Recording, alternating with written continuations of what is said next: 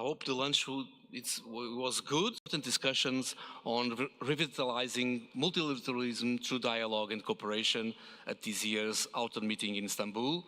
Yesterday we focused on the importance of bridging perspectives in an era of growing uncertainty and on the need to strengthen dialogue, mediation and trust in these challenging times.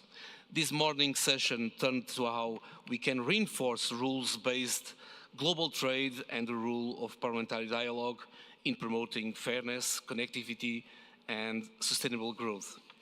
We now turn to a theme that lies at the heart of our work: human dignity first, protecting lives, upholding rights and supporting families and communities.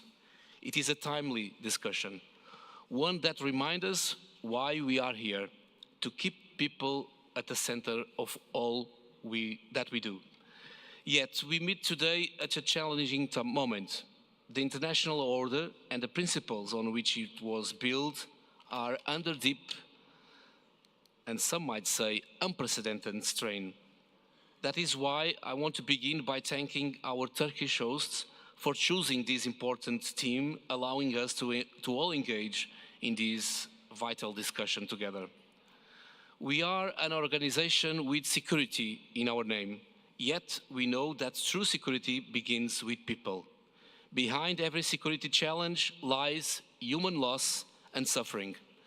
And too often, action comes only when it is too late, when the damage has already become irreversible. Take the war in Ukraine. Nearly 4 years of conflict have taken a staggering toll. The UN has verified more than 13,500 civilian deaths since the large-scale invasion began in February 2022, with tens of thousands more injured. Nearly 4 million people have been displaced within Ukraine and almost 7 million have fled abroad as refugees. Children are among the most vulnerable, abducted, separated from their families, deprived of safety and education. It is precisely because of this human tool that I warmly welcome President Pon's recent appointment of my dear friend Karin Odbryk as special envoy on the abduction and deportation of Ukrainian children, ensuring that this urgent issue receives the attention and the action it so clearly deserves. I would like to take this opportunity to once again draw attention to the ongoing and deeply troubling situation concerning the 3 OSCE officials, Vadim Golda, Maxim Petrov, and Dmitry Shabanov, who have been detained by the Russian Federation since April 22. During this time, they and their families have endured unimaginable pain and suffering. We reiterate our strong call for their unconditional and immediate release.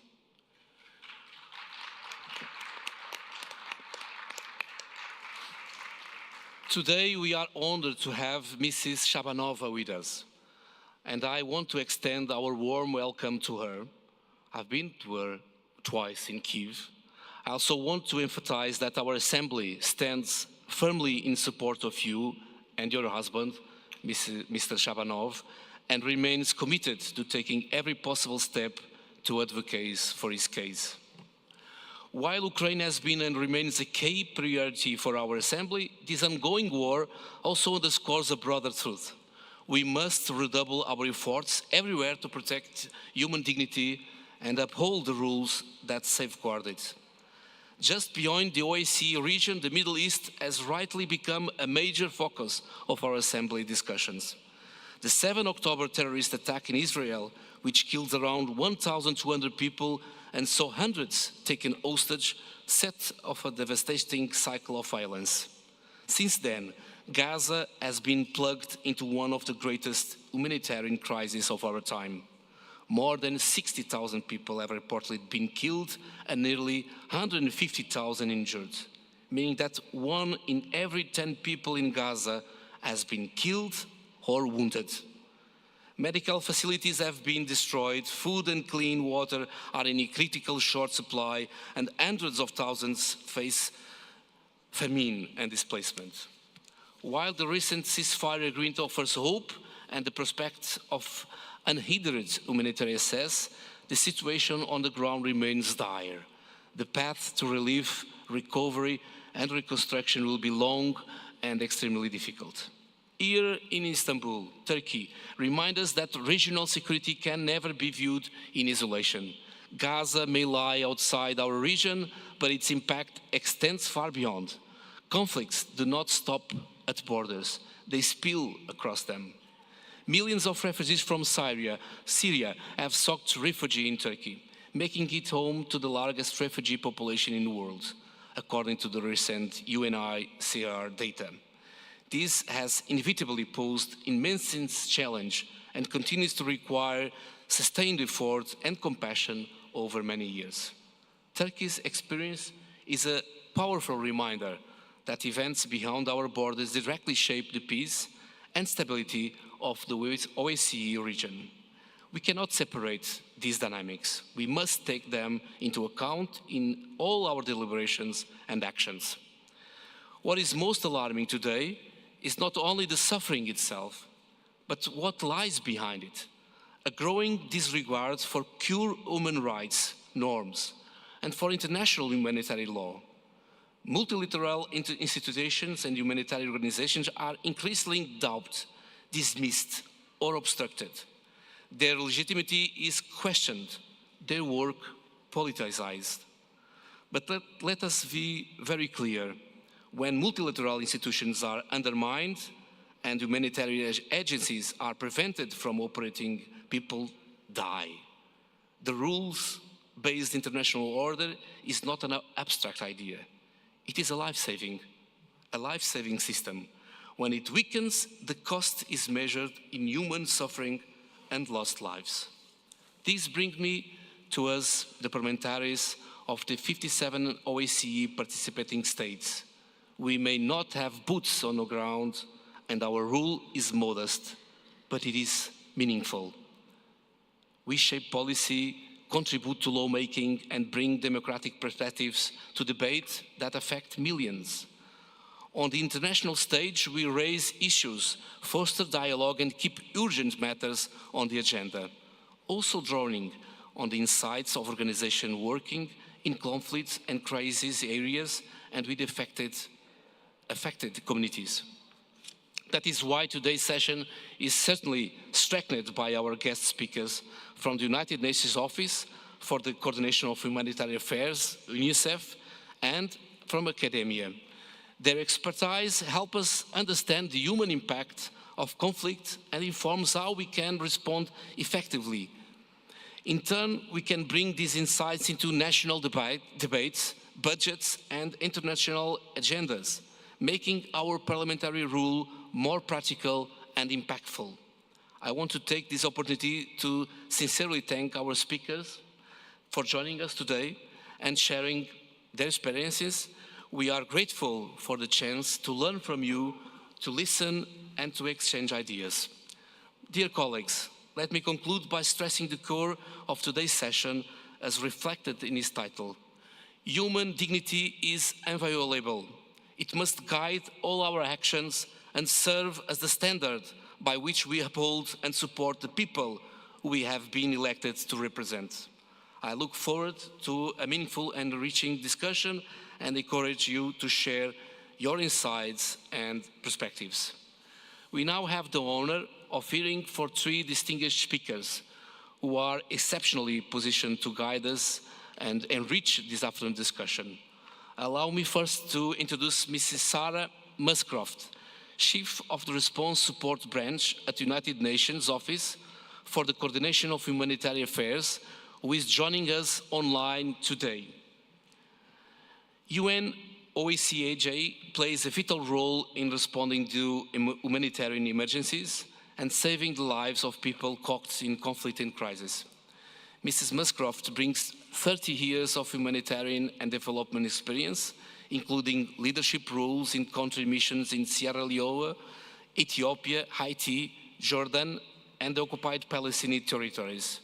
With 22 years at the UNOHCR, she was worked across complex emergencies, slow onset crises and rapid disasters, as well as on policy issues such as protection, transition and resilience. Prior to OSCE, Mrs. Musgrove held roles with NGOs, including Save the Children and British Red Cross. Mrs. Musgrove, I think you are online, listening to us. On behalf of the OSCE Parliamentary Assembly, we are very grateful that you could join us today. We are pity that you are not here, and I may remind all of you that when our countries decide to cut budgets like the UN, that's what happens. We get tough. It's harder to work and to go to the ground, but I want to thank you to be here with us. Mrs. Musgrove, you have the floor. Thank you. Thank you very much, Vice President Grata.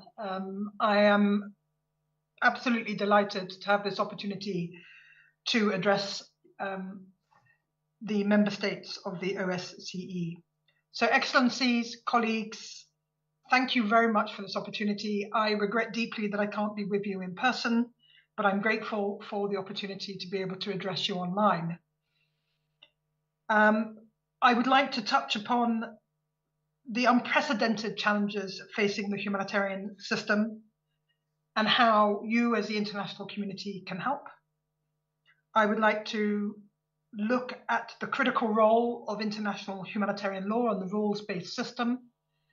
And I would like to talk to you a little bit about OCHA's coordination role in crisis and conflict settings and the absolutely fundamental importance of collective action. So let me start, if I may, by looking at, I'm sure that you've all heard the Emergency Relief Coordinator, Tom Fletcher, speak about the humanitarian reset and the funding crisis and other challenges that we currently face. This is a system that is under strain and under attack, but it is a system that is still delivering. Nearly 1 year into the humanitarian reset, the operational picture is stark and sobering. Global funding levels remain at their lowest ever proportionately to need. Currently, in 2025, only 21% of the global humanitarian needs. Sorry, can I just check that you can hear me, colleagues? I see that my image is loud and clear, thank frozen. you. Oh, okay, sorry, so forgive me. So let me just continue. So nearly 1 year in, only 21% of the 2025 global humanitarian sort of needs have been received. In most operations, this translates into the country response plans being funded less than 1/4 of their requirements. As you might imagine, the consequences are visible and severe, and the impact is felt most profoundly by those that we seek to serve, the people that we actually intend to put at the center of humanitarian action and multilateral support and aid. Humanitarian partners have scaled back presence, significantly reduced staff, and suspended critical programs.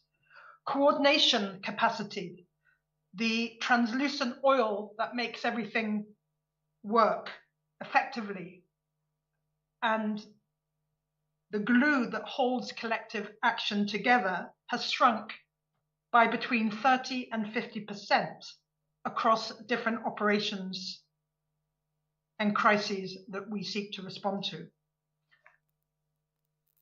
The coordination of sectoral response, that you will know as clusters, and information management functions are vital for needs assessment and prioritization, and critical to defend your own humanitarian budgets, have been hit hardest.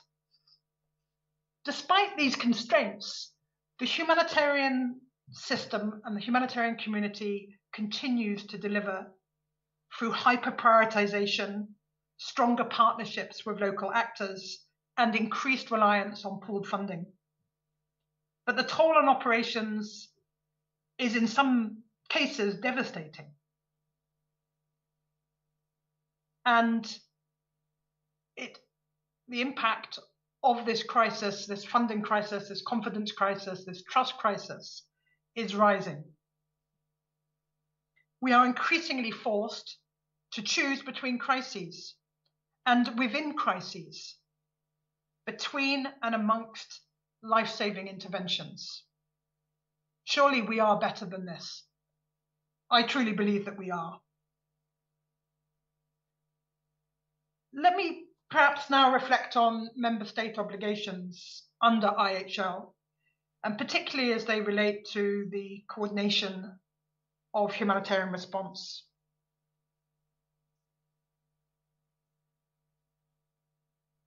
Each member state of the United Nations, each member state of the OSCE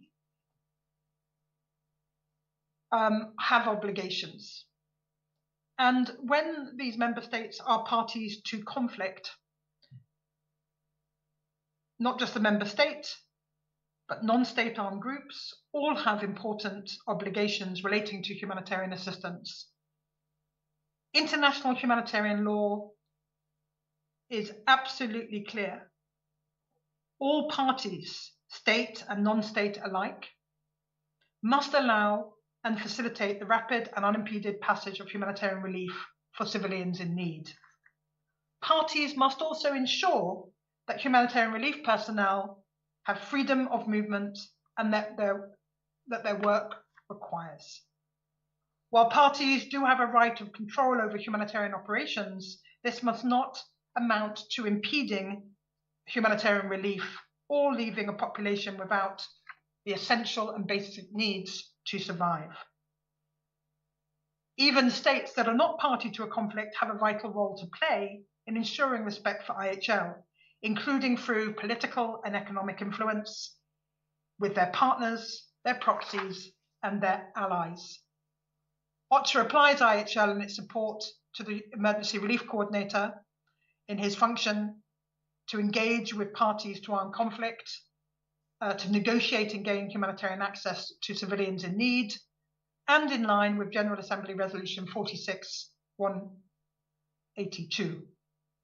The rules of IHL that regulate humanitarian access and the protection of humanitarian personnel and assets inform OCHA's engagement with parties, and OCHA also advocates for IHL compliance in its day-to-day operations and dialogue. We count on your support to reinforce IHL and to uphold it. If I may, I'd like to look specifically at Ukraine, and of course, which has great relevance to the OSCE partnerships,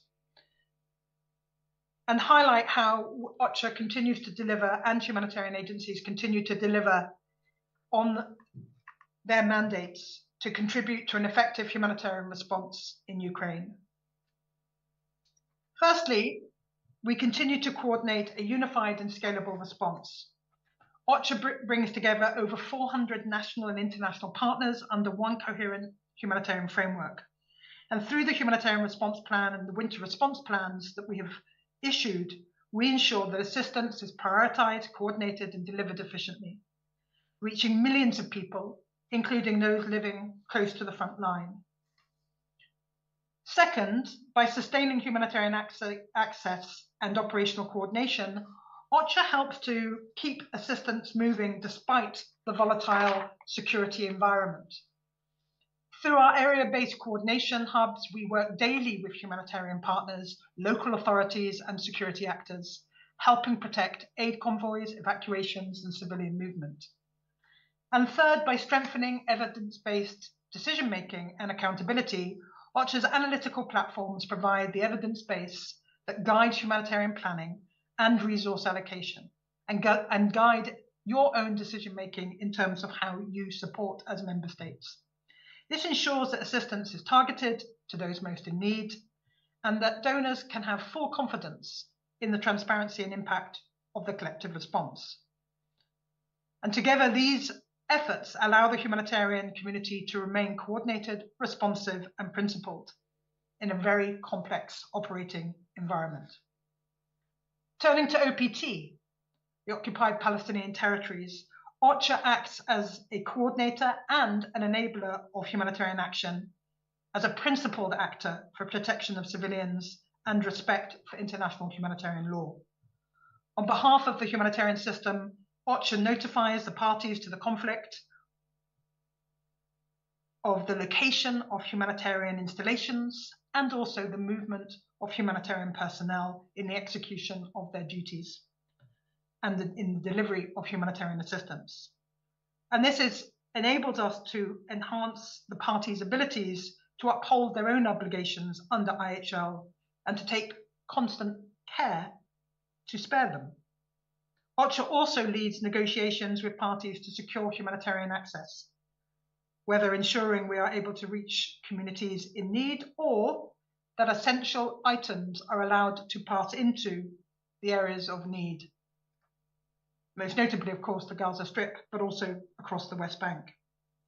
OCHA also, on behalf of the system, advocates for the respect of IHL and protection of civilians, including through public reporting on the situation of humanitarian needs, gaps in assistance, and concrete measures required to address them. And this allows states and other stakeholders to use their influence and to ensure that needs are met and that civilians are protected. I do want to underscore the value of coordination in this very rapidly changing environment and in this context where we are seeing unprecedented funding issues and a crisis in confidence and trust in multilateralism. Coordination is absolutely essential in times such as these because we bring together partners to respond rapidly and effectively in each crisis through strategic coordination. We have to pull together more than ever in such times. We ensure, not just OCHA, but those that are supporting coordination, including the cluster lead agencies, that there is a single collective intersectoral needs analysis. We deliver a single response plan. And we also provide a collective understanding of the state of the operation, the state of humanitarian needs. And of course, we have tools such as the pooled funds, which are able to resource and incentivize collective and humanitarian action. It is critical at these times that we pool our resources when resources are scarce and we are having to divert attention to other issues such as security, that we capitalize on this collective action.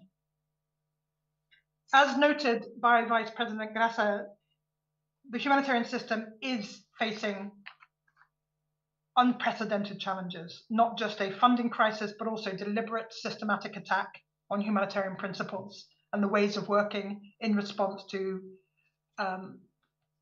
humanitarian crises around the world.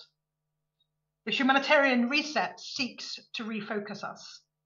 It seeks to make us more agile and nimble, but it is absolutely essential that we do so in partnership with member states. You are not only the donors funding humanitarian action, but you are also active partners. And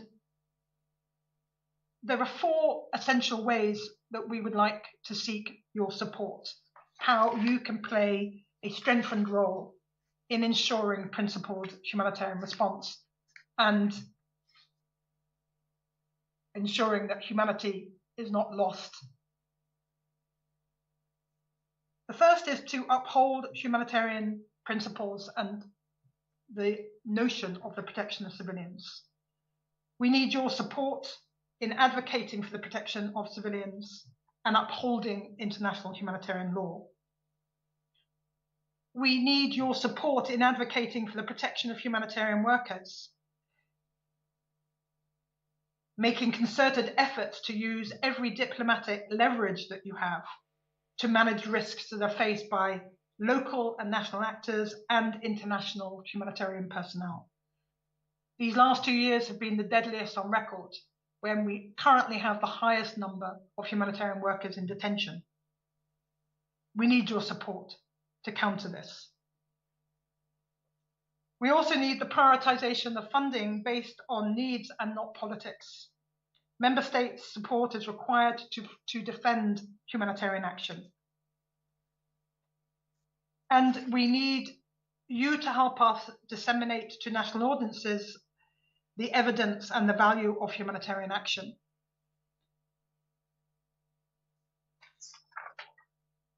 We also need your support in strengthening humanitarian coordination, humanitarian leadership, and to help us ensure agility. And by this, what I mean is helping us to create a more agile system. What we're seeing at the moment is increased conditionality across all donors. And whilst we welcome conditionality, it needs to be conditionality that is based on the collective good and benefit of concerted collaborative action rather than the individual particularities of member states. We need conditionality that unites rather than fragments the system. So we need your support in strengthening humanitarian coordinating, the leadership of humanitarian coordinators. We need your support to coordinate donor funding and enhance strategic coverage. We need your support in granting humanitarian partners the flexibility to adapt their programs. And we need your support in removing onerous administrative conditionalities that hinder effective aid delivery. And what this means effectively is that you do not work as individual member states, but you work as a collective and try and bring coherence in the way that you also support. We would like to see also an incentivization of system change through smart financing. There are rapid changes in the way that support and aid can be given. We'd like to see you invest in new ways of financing, with the majority of funding allocated through pooled funding. And this is not to say do not fund agencies individually, but it is saying let us try and be more strategic about how you are giving. Support risk sharing and efficiency initiatives to reduce the administrative burden on local actors. And support forward-looking finance solutions so that recent gains are not lost. Cash-based interventions and anticipatory action significantly reduce costs while increasing the impact of aid. And we would like to see an investment in new initiatives that provide common services more efficiently. We have our part to play as humanitarian actors, but we also look to you as the donors, member states that are funding this, to help drive these efficiencies within the humanitarian reset and serve as a critical catalyst. And then finally, of course, and this is something we have been advocating for many years, but it's about addressing root causes. It's not losing sight of that. The impact of crises around the world is deeply destabilizing, and that security isn't just about reinforcing our borders, but it is also about reducing the areas of conflict by addressing root causes. Direct more financing for development and stabilization to address these root causes of humanitarian needs. Reinforce the affected states' duty to allocate domestic resources as well. And build capacities of local and national humanitarian actors and development actors, including grassroots organizations, so that they can work more effectively within their own countries. Colleagues, Your Excellencies, in the context of such immense challenges, the humanitarian system is not collapsing, but it is transforming under pressure. What we are seeing on the ground are not signs of retreat, but of recalibration, moving towards leaner, smarter, and more locally driven approaches. From Herat to Hodeida, Port-au-Prince to Port Sudan, our colleagues are redefining what it means to deliver aid in an increasingly constrained environment. They are the living proof that even in scarcity, solidarity and ingenuity persists. Our collective task now, collective on our part as humanitarian actors and humanitarian agencies, but also on the part of our member states as active partners in this, means that we have to ensure that we have the resources, the space, and indeed the protection to keep delivering assistance where it is most needed and ensuring that we maintain common humanity and are able to relieve suffering where it is most needed. Thank you for your time. Thank you. Thank you so much, Ms. Muscroft, for such an insightful intervention. And I'm quite sure that along this afternoon you'll see that you have our confidence and our support in human rights and humanitarian aid for those who depend on the international community. It is now my pleasure to introduce our second keynote speaker, Mr. Paolo Marci, from UNICEF representative to Turkey. UNICEF plays a central role in protecting children's rights and ensuring their safety, education and well-being, particularly in times of crisis and conflict. Mr. Marci was appointed UNICEF Turkey Country Office representative in October 23 and brings extensive experience leading teams and partnerships in both humanitarian and development contexts. He has previously served as deputy representative in several duty stations, including the Central African Republic, Guyana and Suriname, and has also led UNICEF Child Protection Team in Bosnia and Herzegovina, where some of us had been in a mission a few days ago. Before joining UNICEF, he worked with various organizations in Morocco, Sierra Leone, Italy and Switzerland. Mr. Marci, we are delighted to have you with us today. You have the floor. Thank you. Thank you, Mr. Grassa, and thank you. It's an honor to be here, and I'm very pleased to see you here and I'm thankful for the patience you have to be in this meeting. I know how beautiful is the city outside. I think Istanbul is one of the most beautiful cities in the world. So your presence in the room really demonstrates the commitment and the engagement beyond your role, the interest in really discuss and look at, as Mr. Grassa said at the beginning, at the human face of security. I think it's a very good flow after Sarah. It's an honor to talk to speak after OCHA, and because OCHA plays a critical, essential role in making sure that all humanitarian actors are coordinated in their response, and UNICEF being one of the different humanitarian actors responding to multiple crises around the world. So, child rights and humanitarian crisis. So in humanitarian crisis, conflict, disaster, public health emergencies or climate change related consequences, millions of children suffer terribly from violation of their rights. Usually the children bear the burdens of any single and individual crisis, being wounded or killed during conflict. When their schools are occupied, their hospitals are occupied, when they lost access to services, to water, to safe water and sanitation, education, vaccines and protection. Due to climate change, never forget that now there are additional compounded crises. There is conflict, but there are also climate change related crises, and sometimes those kind of crises are overlapping. They are exposed and exponentially disproportionately affected by droughts, heat waves, extensive flooding, air pollution. Just to give you a figure, which I think to me is staggering, by the end of 2023, nearly 50 million children were displaced due to conflict, violence, and natural disasters. These account to 40% of all people displaced.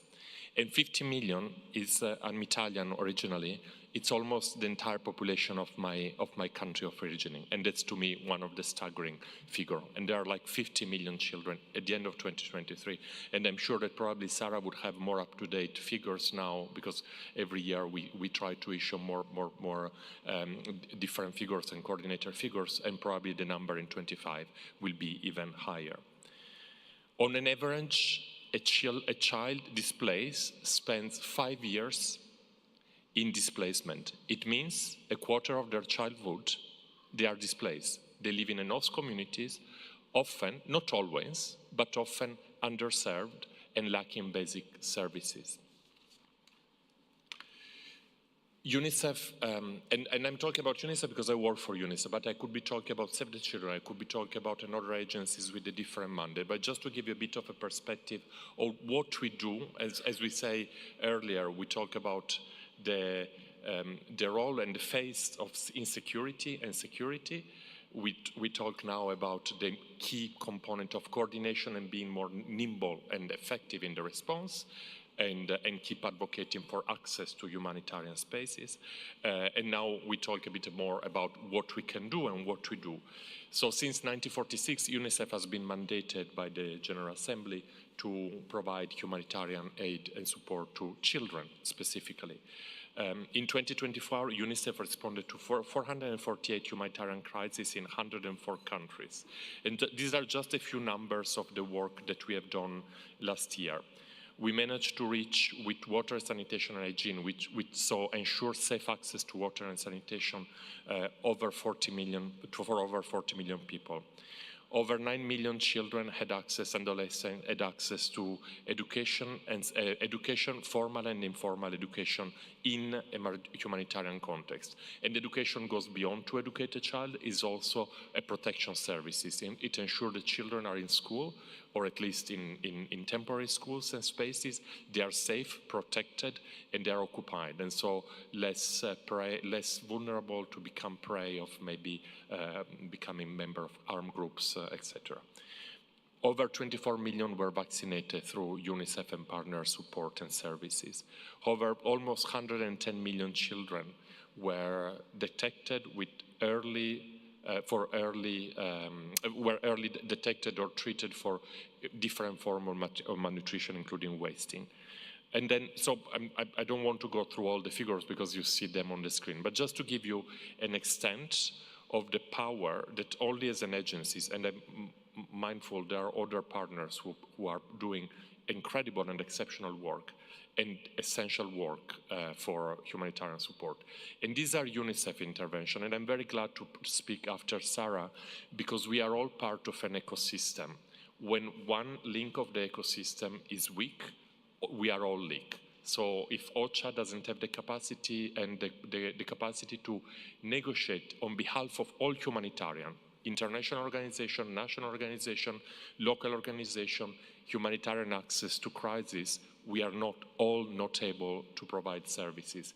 If we don't have the right tools and the right vehicles, or the right the capacity to reach the most vulnerable and the people affected by humanitarian needs, which might be a service provided by World Food Programme or other agencies, none of us is able to reach. And so I think it's very important to make sure that we all remember that we are not individual, and you know that we work in a very well coordinated manner in order to complement each other and not to duplicate efforts, in order, as Sarah was saying, to be more nimble. And when there is one link of the ecosystem, is affecting the rest of the ecosystem to be able to deliver on humanitarian support. This is just a map of where we are operating in 2025, with an estimate of 230 million children which were in needs at the beginning of the year of humanitarian need. Going back to some of the examples that were already mentioned by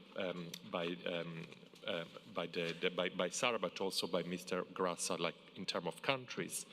And I think we all see the news, we all see the numbers, we all suffer from what's going on in certain countries, which seems endless, and the unprecedented level of crisis which has affected certain countries. But sometimes the news, because the life cycle of the news is very quick, doesn't manage to capture what we managed to do, despite all the challenges that were mentioned by Sarah earlier on.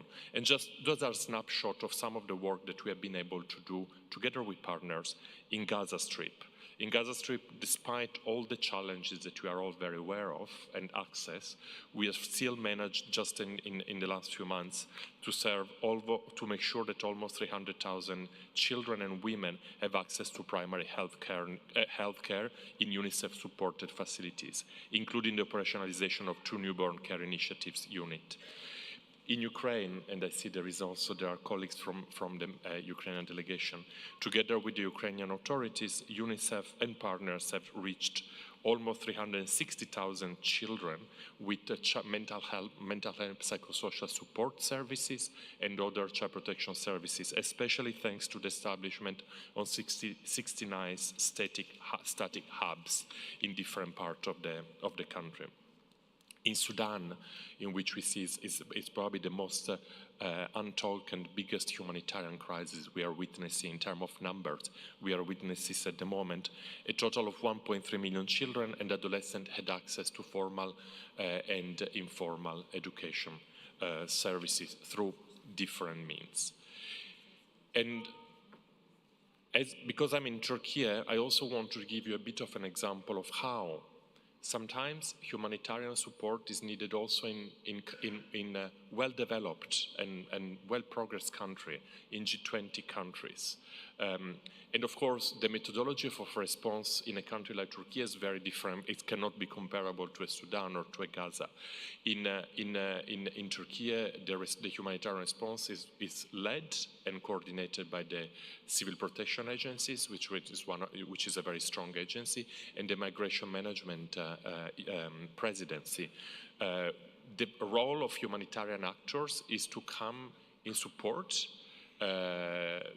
because of the magnitude of the crisis. And I have the two examples. The recent unfortunate example of Turkey is in 2000, when the response to the Syrian refugee crisis, Turkey had an influx of over 4 million people. So all of a sudden. So that's why also a country like Turkey asked the international community some support. And through the leadership of the government of Turkey, we have managed, and we still manage to respond to some of the residual needs. Turkey is still welcoming 2.5 million registered Syrian citizens, despite the fact that almost 500,000 went back to Syria. And so there are still needs which are unmet. And the response is led again by the Turkish government. The majority of the resources are put at disposal by the Turkish government, but sometimes they need some extra support. And that's where, as a humanitarian agencies, we come and provide this support. And humanitarian support, as I say, is also another phase of security, because providing humanitarian support and skills to young people and education to young people and protection services is another phase of security. And then the devastating earthquakes of 2023, which affected 15 million people, in which over 50,000 people lost their lives. In this case, also the magnitude of the crisis, as in other countries that you represent here, was so huge that there was. As humanitarian agencies, we provided some additional support to what the country could do on their own. And they would have been able probably to do it on their own, but this speed up the capacity for humanitarian support to come in and to provide the adequate support, while the country was providing humanitarian support and also start to rebuilding so that people could go back to a sense of normalcy and to a normal life. So, going back to where we started, we were talking about numbers, we are talking about security, but I wanted to demonstrate to you how behind each of these numbers there is a child, there is a life, there is a human life that your countries, through generous donation or through provision of services, is saving, there are human lives in which there are people, behind these numbers, there are people who have their life changed by the support provided by the donor community in general. And UNICEF, as other agencies, rely very much on public funding.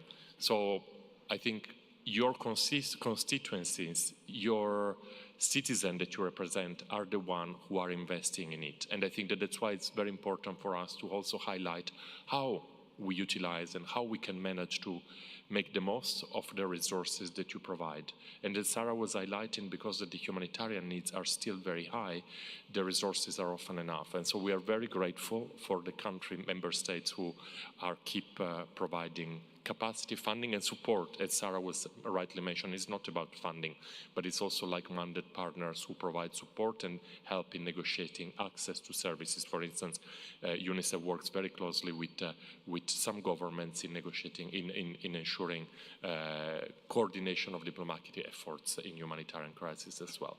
So I hope that as a member of parliament, you can also bring back to your constituents the voice and the face of the investment that your countries and they are making as citizens to humanitarian support and relief wherever it is in the world, because that's, again, it's another key and essential part of the security agenda. Thank you.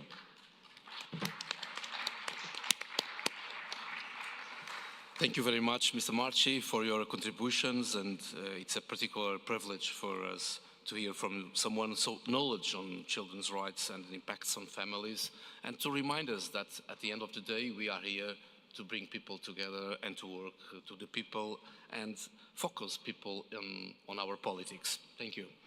We'll now hear from our final keynote speaker, Professor Dr. Sebnek Kozer Aksapar. I don't know if I did it very well. Dr. Aksapar is a professor of sociology at the Social Sciences University of Ankara and a visiting professor right now at Geneva Graduate Institute.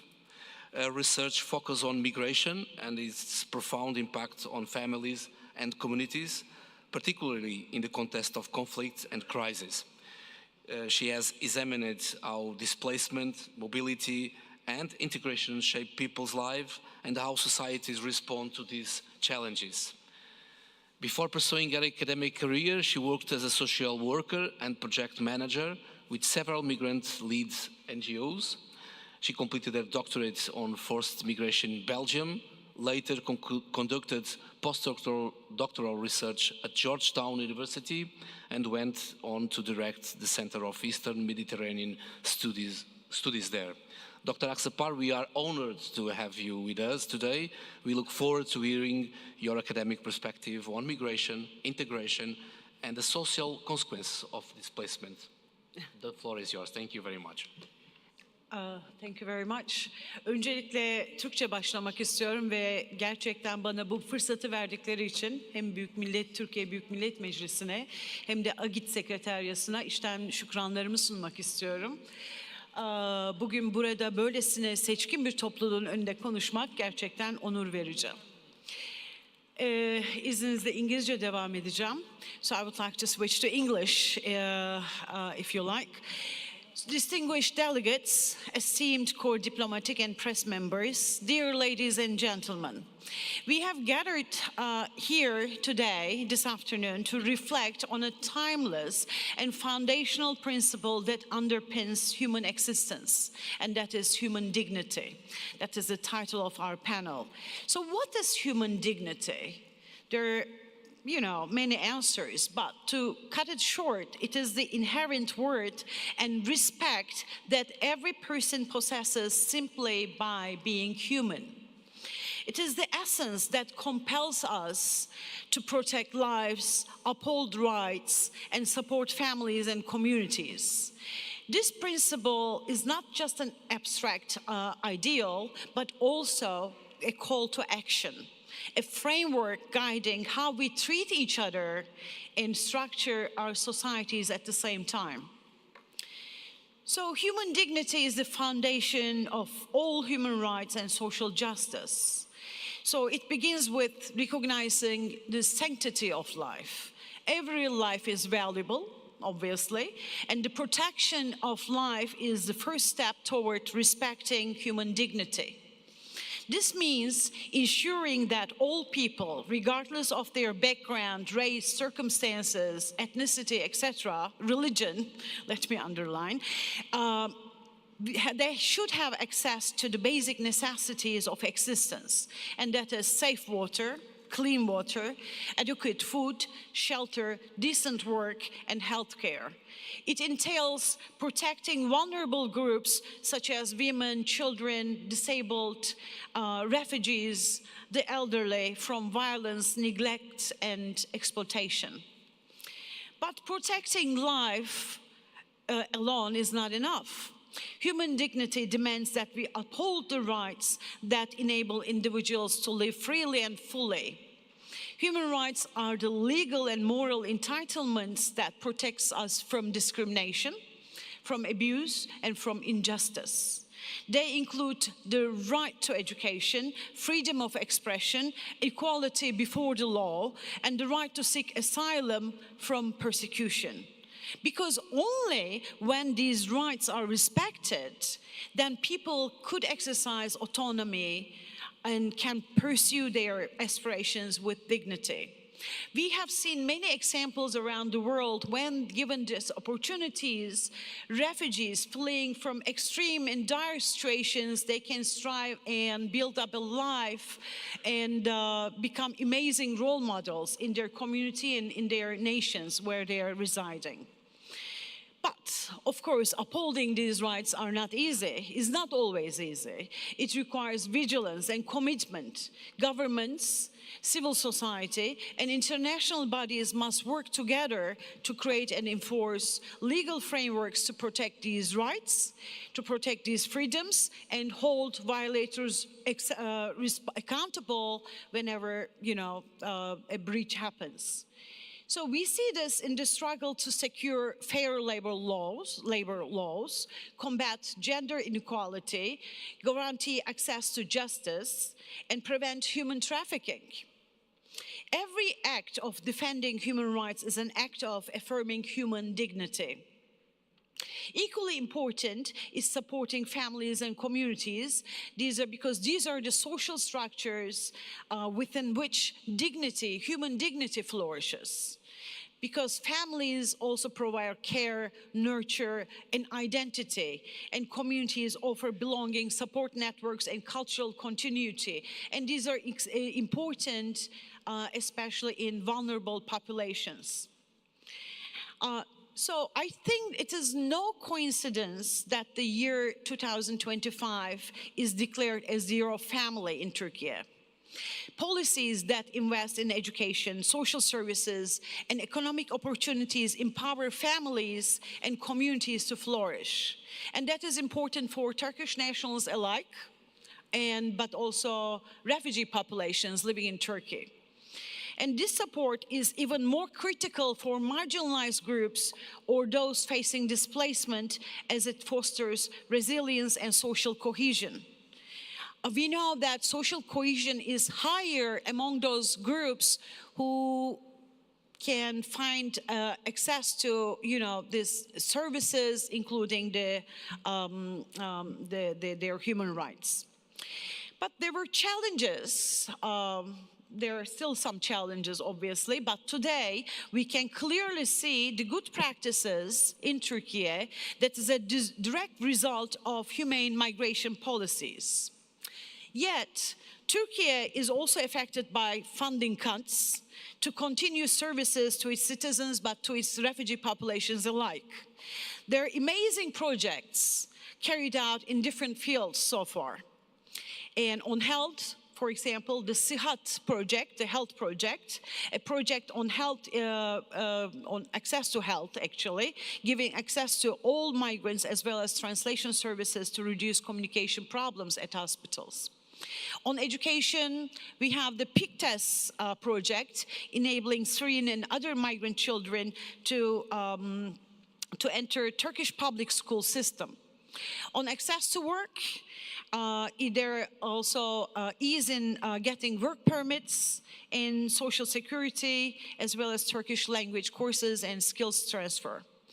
There are also projects run by the Turkish Ministry of Family and Social Policies targeting unaccompanied minors from Afghanistan, specifically, single mothers from Syria, Iraq, and Central Asia, and more recently on Ukrainian orphans. In a world marked by displacement, inequality, and conflict, protecting human dignity calls for an inclusive approach, embracing diversity and promoting solidarity across all boundaries. It means recognizing the dignity of every refugee seeking safety, every woman who needs protection from gender-based violence, every worker demanding fair treatment and access to decent work, every child entitled to education, and every senior citizen deserving respect. In short, human dignity is the cornerstone of a just and humane world. Protecting lives, upholding rights, and supporting families and communities are the pillars of upholding this human dignity which we're talking about today.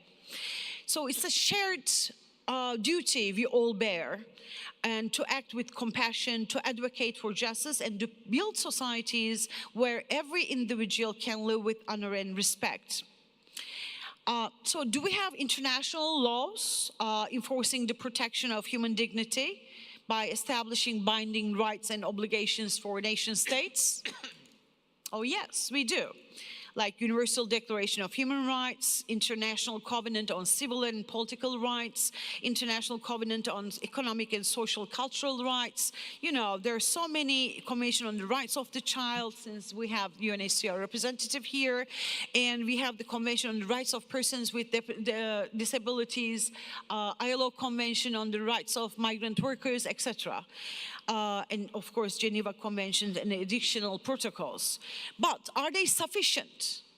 Unfortunately, no. In a world increasingly challenged by conflict, multi-crisis, and growing inequality, protecting human dignity requires more inclusive approaches that recognize diversity and address structural barriers. It demands empathy, it demands solidarity, and it demands a sustained commitment across borders and across generations. In conclusion, human dignity is not a privilege, but it's an inviolable right. Protecting lives, therefore, and supporting families should be one of the pillars of all institutions, including, of course, OSCE. So when working towards the establishment of a new security architecture, OSCE member states should keep migration in mind. Migration has been taken up more and more with security issues. Today, migration is a highly prioritized, politicized issue, has become a chewing gum of populism, and even weaponized. We talk about migration in warlike terminology, I'm afraid. What are they? Fight, combat, tackle, stop. While border protection against terrorism and managing migration for labor markets and for social harmony are extremely important, let me remind you, most of the migrants today are IDPs, internally displaced people, not refugees. Even they can cross international borders, they are stuck most of the time and live in limbo due to protracted crisis. Many people cannot even have access to asylum due to externalization or pushbacks. We tend to forget why people flee in the first place. Simply because the 7 dimensions of human security marked by UNDP are not there. And where is the burden sharing in international migration and resettlement? America today, just very recently, last week, in the last 2 weeks actually, declared that it will take some 7,500 refugees for resettlement only. This was quite a decrease when compared to last years. Some countries also, more than others, carry all the burden, including Turkey, I must say. We have long forgotten the compassion of the 1950s that brought us some hope after the Second World War.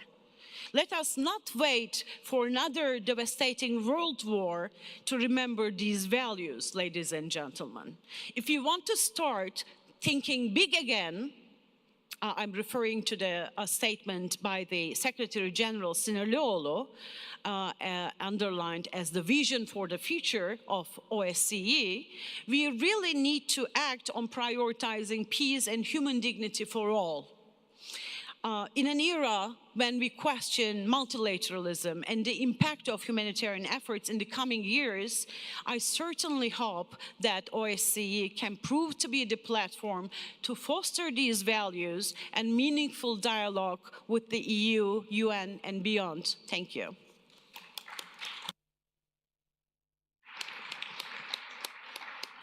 Thank you, Dr. Aksabar, for your thoughtful remarks. Now that we have heard from our distinguished guest speakers and their insightful and inspiring contributions, I would like to open the floor for this afternoon's discussion. We have a full list of speakers who have signed up through the table office, so I will now declare the speakers list closed. I will call on speakers, and I kindly remind everyone that speaking time is limited to two minutes. 2 minutes, because we have a long list of speakers. And to prove that it is possible to make the remarks in 2 minutes, it is my pleasure to call the first speaker, our dear President Per Pons. No? Okay, so we'll have to prove that it's possible to speak in 2 minutes with our guest host, our ghost from Turkey, Mr. Abdurrahim Dusak, and prepares next Mr. Gudrun Kugler from Austria. So, Mr. Dusak, you have the floor.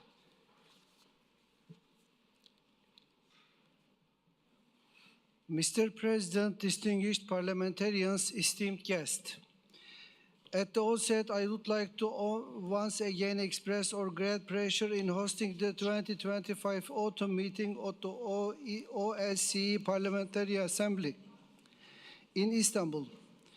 The theme we are addressing today reminds us of one of the most profound moral and legal responsibilities facing humanity.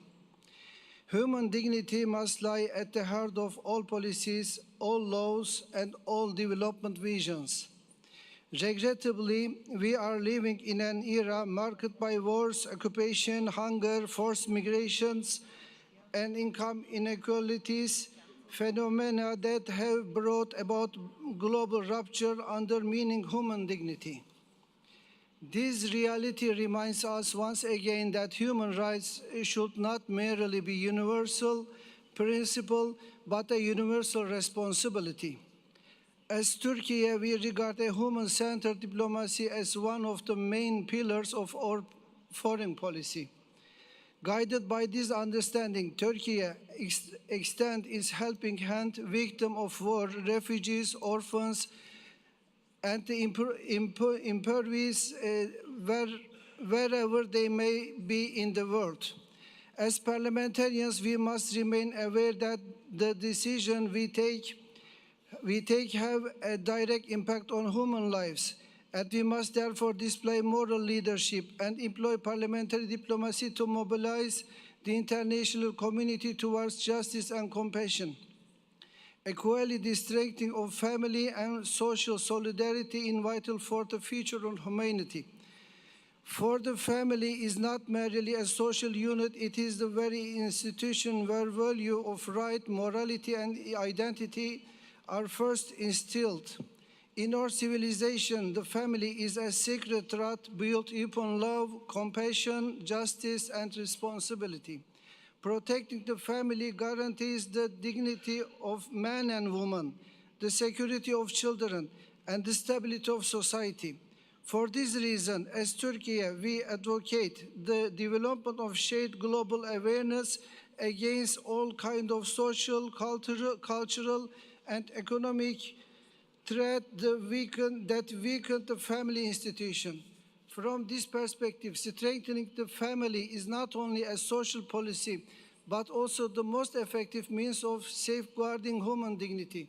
In conclusion, we firmly believe that a global order grounded in justice, centered on human dignity, and inspired by conscience will not only bring peace, but will also shape the common future of humankind. Thank you. Thank you, Mr. Dusak. I'll please to ask you for being more. We have to be more strict in controlling the time. So now I'll give the floor to the Vice President Gudrun Kungler from Austria, followed by Ms. Dora Duru from Hungary. Dear Kungler, you have the floor. Thank you very much, Mr. Chair. I would like to say a big thank you for this very interesting panel. I also would like to say a thank you to the previous speaker, Mr. Dusak from Turkey, for the beautiful words he said about family and human dignity. Please allow me to speak to you today not as a Member of Parliament from Austria, but more as the Special Representative on Demographic Change and Security. And I would like to thank the International Secretariat for the beautiful title of this session that includes a section on supporting the family. If you look into the demographic development, obviously it's a mixture of birth rate, life expectancy and migration. Then in the OSCE region, you will see that the Central Asian countries are above replacement, but all the other countries are below. And if you take the OSCE region without Central Asia, you will have a birth rate of about 1.5, which means that the working population will halve in about 50 years. And that is a big concern for security. Now, we had a beautiful resolution that was unanimously adopted in Porto on answering the demographic winter. I would like to draw your attention not to forget that we have this beautiful text that everyone agreed to. And it has also a very strong section on supporting the family. This is why I'm raising it in this session. It speaks about family-friendly policies, about fostering a public dialogue that portrays parenthood in a positive way. I think this is a key concern. It speaks about how to answer unwanted childlessness, which is quite a big phenomenon. And it speaks about how to help people have the desired number of children.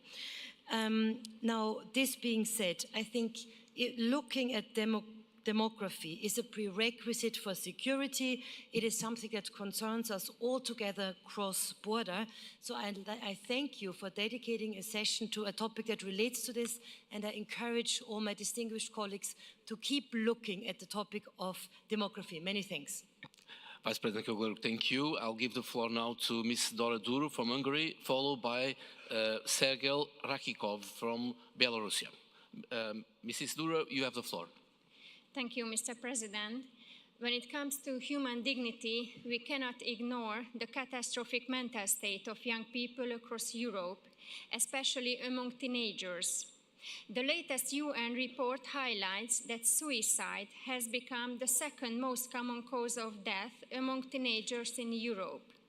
This is a consequence of the decline of the traditional family, the marginalization of the norms that have sustained our society for thousands of years, and the increasing tendency to replace even human relationships with the digital space, which is sealing our fate once and for all.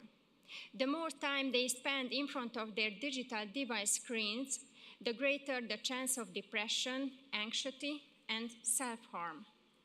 More and more young people are struggling with alcohol and drug problems, trying harmful passions at an increasingly young age.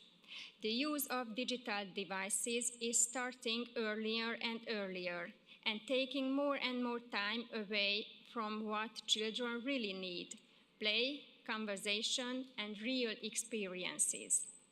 There is a huge need for member states to recognize that nations also have a role to play as the mental health of our children regards.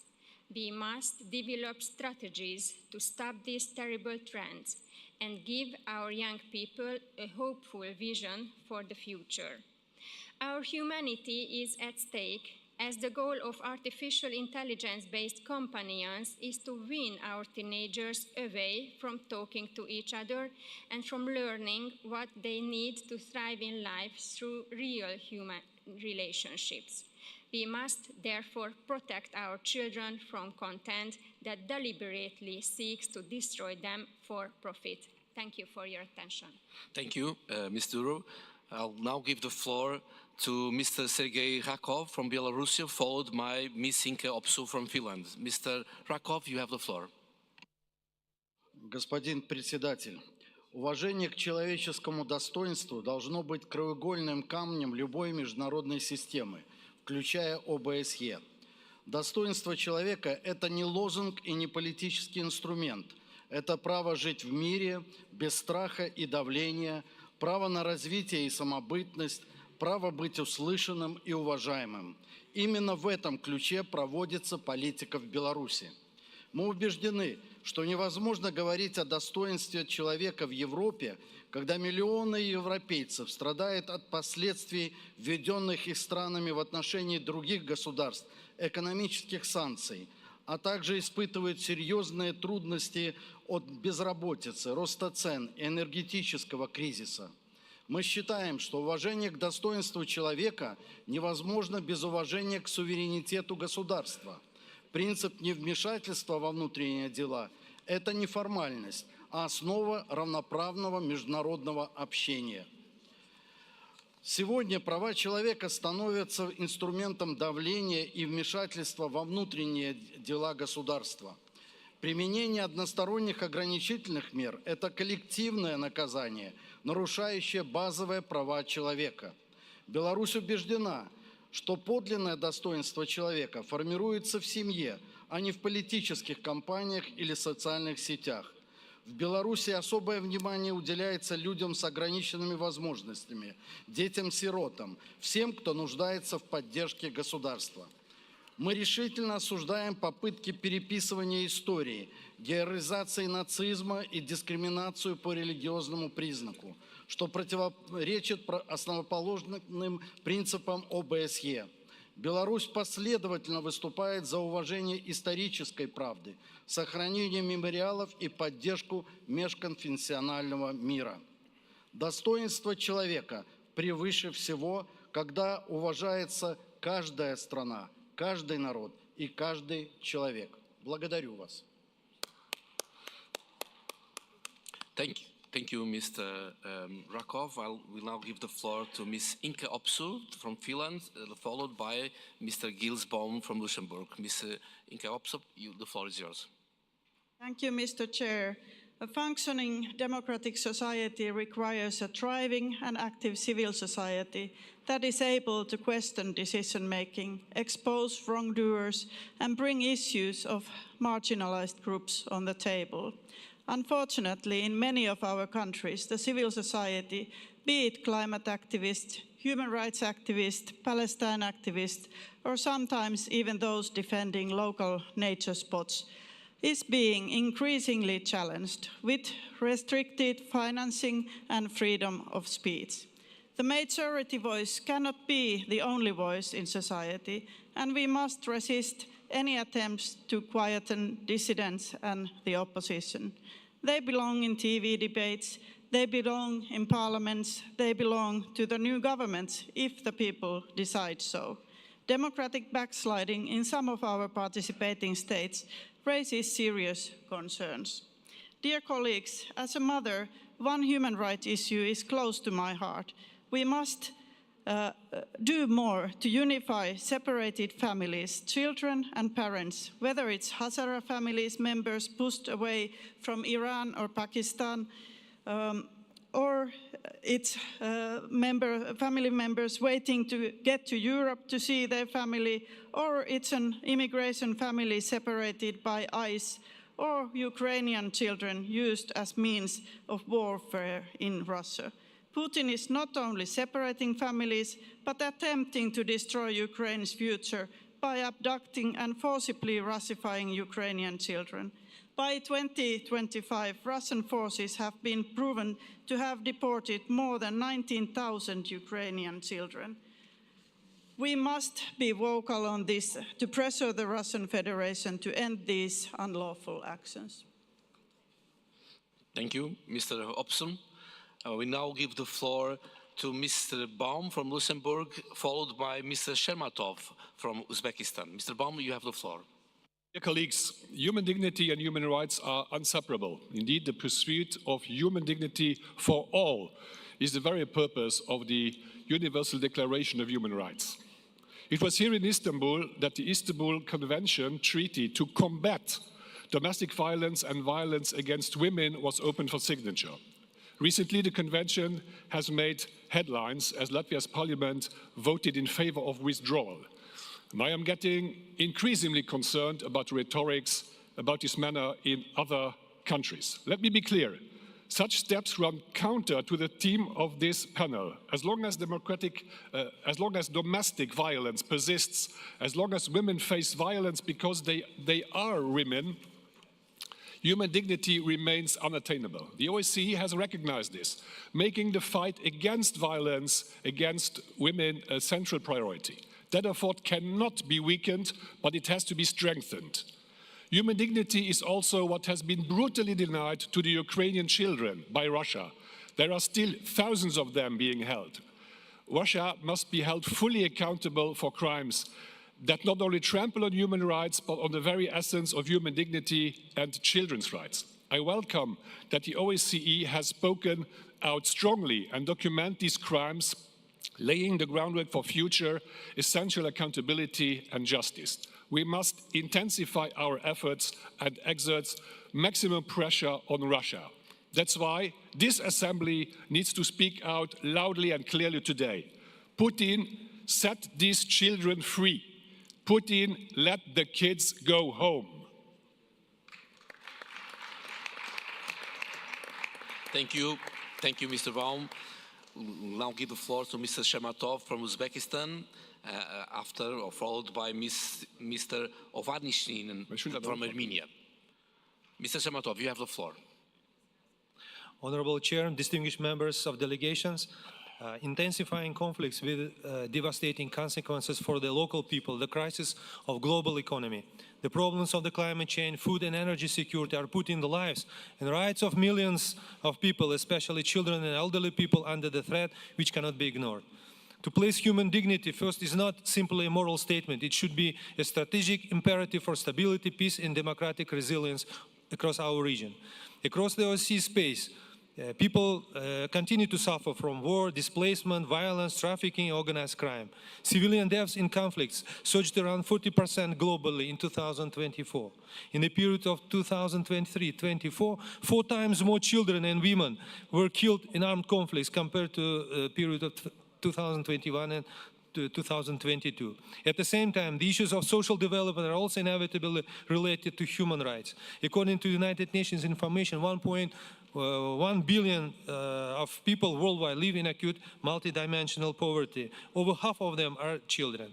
And there are over 300 million migrants working in foreign countries worldwide. And there are numerous cases of their rights being violated. And this is only a small part of the facts. The time itself demands that parliaments increase their involvement in influence in maintaining peace, upholding human rights, ensuring social development and justice, especially within the framework of the OSCE EPA. Uzbekistan pays special attention to the development of international cooperation in the sphere of regional global security, counterterrorism, and other dimensions of OSCE. In recent years, we have building a society where the principle of human dignity is paramount, social justice is ensured. In recent years, we have reduced the poverty rate from 35% to 6.6%. And last year, Uzbekistan brought victims of Palestine to Uzbekistan, and medical aid was given to them. And presidential decree also was adopted to guarantee them rights to have education, social guarantee, and adequate jobs. I have some proposal. First of all, it would be useful to create a platform together with other organizations,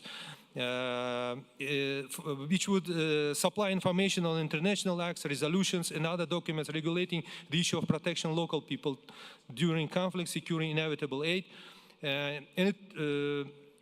This platform could be supported by seminars and thematic discussions which could be organized by OSCE. And Uzbekistan is planning to hold an international forum on social and legal protection of migrants and their families next year. I suppose all the members. To conclude your remark. Thank you. Thank you very much. I'll now give the floor to Mr. Ovanesyan from Armenia, followed by Mr. Aydin from Turkey. Mr. Ovanesyan, you have the floor. Thank you. Dear colleagues, in the 2021 parliamentary elections, the people of Armenia delivered a clear mandate to advance a peaceful, stable, and secure future for our region. The government of Armenia has worked consistently to normalize and build constructive relations with our neighbors. Today, I can note that since August 8, peace has moved from aspiration to reality, following the initialing of the peace agreement between Armenia and Azerbaijan in Washington. For Armenia, democratic elections remain a cornerstone of sustainable peace. Only through credible democratic processes can the protection of human rights and the fulfillment of international commitments be ensured. At the same time, we continue to face challenges to our democratic institutions, including both direct and hybrid attempts to undermine public trust. Just 2 days ago, we witnessed such an incident in one of Armenia's major cities. I am encouraged, however, that democracy prevailed, and so did the agenda of peace. In the summer of 2026, Armenia will hold its next parliamentary elections. We anticipate intensified efforts by those who seek to weaken our democratic system and divert the will of the people. This is why continued support from our partners, including this Assembly through its elections observation mandate, is vital. Together we can safeguard democratic processes and ensure that the peace agenda becomes irreversible. I am confident that through our joint efforts, democracy will prevail and peace will prevail. Thank you.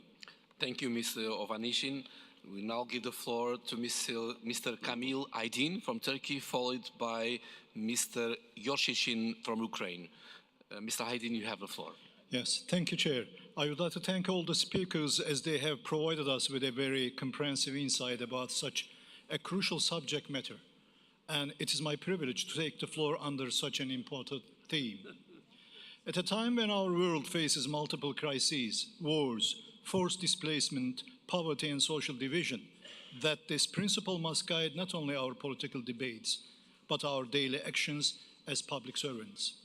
Human dignity lies at the very core of the OSCE's values. It reminds us that every policy, every law, every international effort must first and foremost protect life and uphold the intrinsic worth of every individual, regardless of any other IDs. Yet today, in many parts of our region, that dignity is under severe threat. Millions have been displaced by conflict, particularly women and children, facing exploitation, human trafficking, and social exclusion. The tragic humanitarian situation in Gaza stands as a stark reminder of the protecting civilians and ensuring their basic rights are not the options, but obligations under international law. We must also recognize that dignity is sustained not only by security and rights, but also by the strength of families and communities. Families are the foundation of resilience in times of hardship, providing care, identity, and solidarity. Therefore, our policies should focus on empowering families, supporting education, promoting health, and ensuring access to decent living conditions. In today's rapidly changing world, safeguarding human dignity also requires addressing the challenges posed by the digital age. While technology connects us, it can also isolate and endanger individuals through disinformation, hate speech, and digital exploitation. We must ensure that the digital transformation respects human rights, protects privacy, and promotes ethical responsibility, especially for younger generations. We strongly believe that lasting peace and stability can only be achieved through a human-centered approach that combines security with compassion, justice, and social responsibility. Let us strengthen cooperation among our parliaments to uphold these universal values in every policy and every action we take. Let us reaffirm today our shared commitment to a future where dignity is not a privilege for the few, but for the foundation of coexistence for all. Thank you. Thank you, Mr. Aydin. I'll now give the floor to Mr. Yaroslav Yoshishin from Ukraine, followed by Ms. Sharon Otskan. Mr. Yoshishin, you have the plane. You have the floor. Dear Chairman, dear colleagues, thanks a lot for possibility to speak loudly about whom I am a representative as a Committee for Freedom of Speech in Ukrainian Parliament. It's about media and journalists. When we're talking about human rights, the one crucial rights which we as democracy must guarantee to different states, it's access to information. Our Russian aggression against Ukraine and using even so-called neutral territories as Belarusia territories for aggression against us, show that media become a target of aggressors, target of totalitarists. I stress that more than 26 journalists still in captivity in Russia prison. We're talking about our SMM employees from OSCE, 3 of Ukrainians who are still captured by Russia. From our last meeting, 12 journalists was killed in Ukraine. Now 190 deceased journalists from the start of full-scale aggression. 15 of them was killed in time of reporting.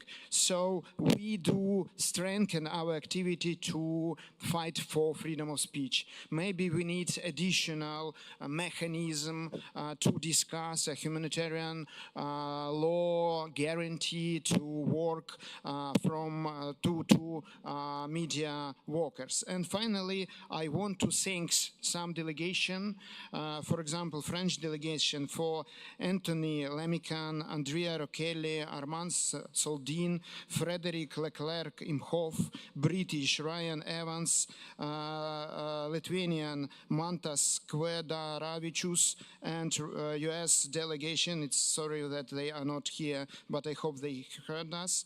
Peter Zakrzewski and Bert Renault. It's journalist who was killed in Russia aggression and whose heroic give you information of cruelty of Russia in Ukraine. Thanks our colleagues. Thank you, Mr. Yoshishin. I'll now give the floor to Ms. Shara Otskan from United Kingdom, followed by Ms. Ozgul Saki from Turkey. Mr. Shara Otskan, you have the floor. Thank you, dear Lewis. Dear colleagues, thank you for holding this very important debate. The experience of families and children in wartime is a tough but necessary conversation.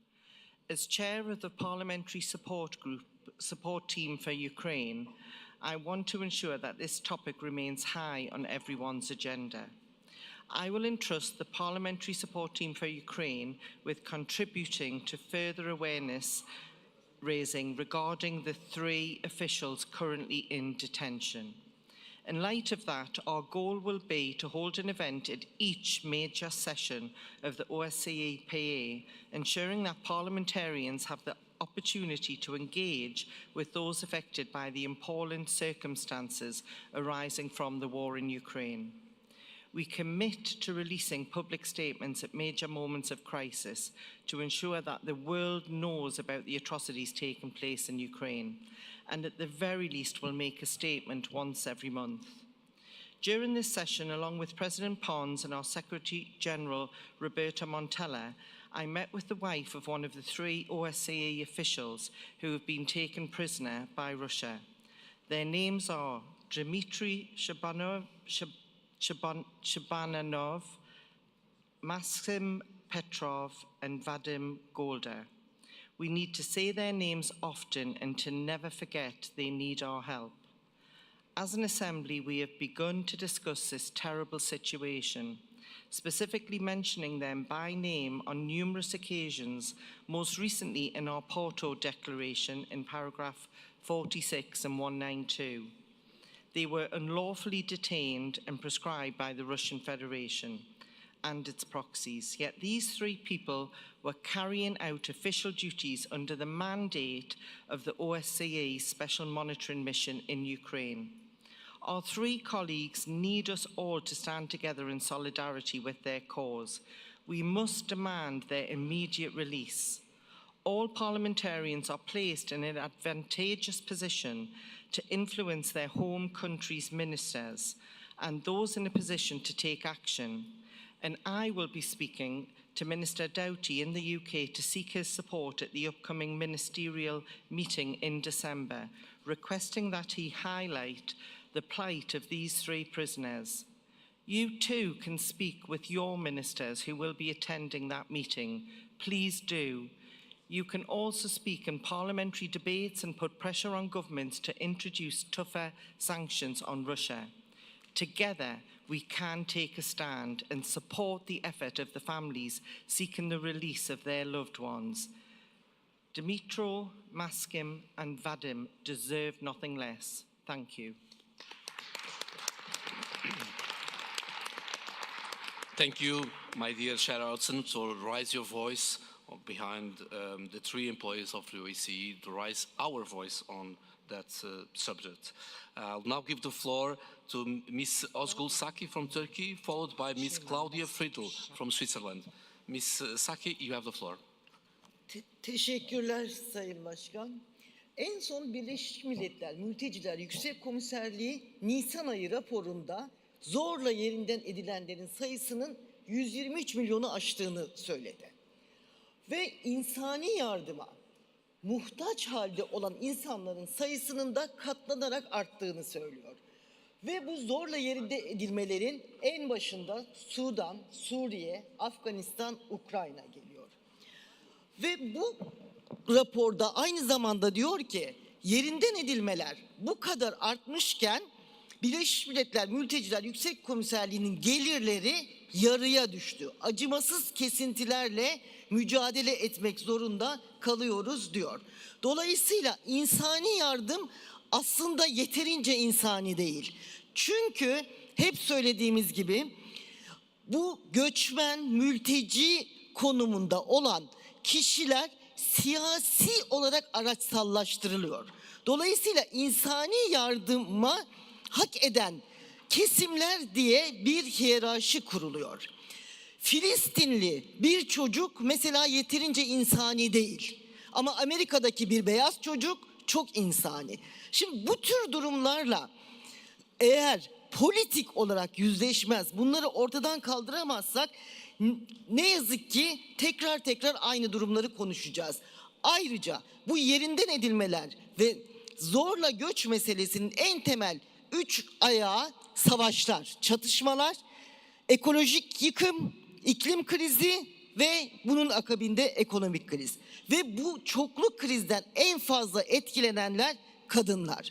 Dolayısıyla her türlü insani yardıma bakarken insan kavramının homojen olmadığını, onun altında kadın olmak, siyah olmak, LGBT'ye artı olmanın ekstra ayrımcılığa maruz kaldığını görerek bu gözlüklerle insani yardım meselesine bakmak gerekiyor diyorum ve teşekkür ediyorum. Thank you, Ms. Ozgul Saki. We now give the floor to Ms. Claudia Friedl from Switzerland, followed by Ms. Parvin Karinzada from Azerbaijan. Ms. Friedl, you have the floor.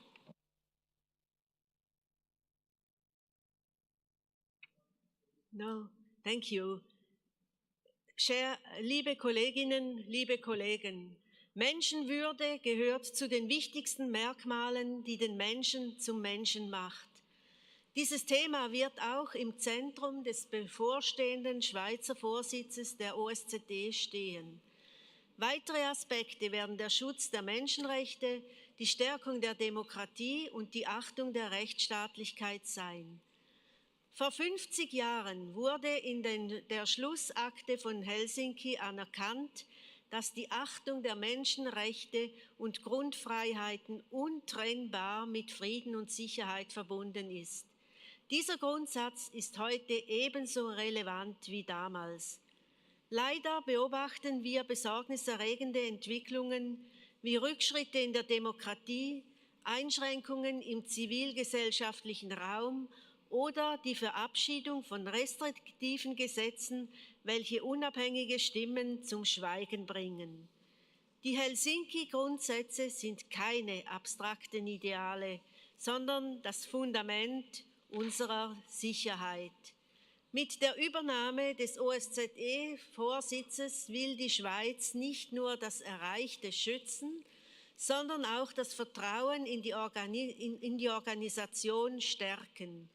In einer Welt, die von zunehmender Spaltung geprägt ist, müssen wir Brücken bauen und die Zivilgesellschaft Raum geben.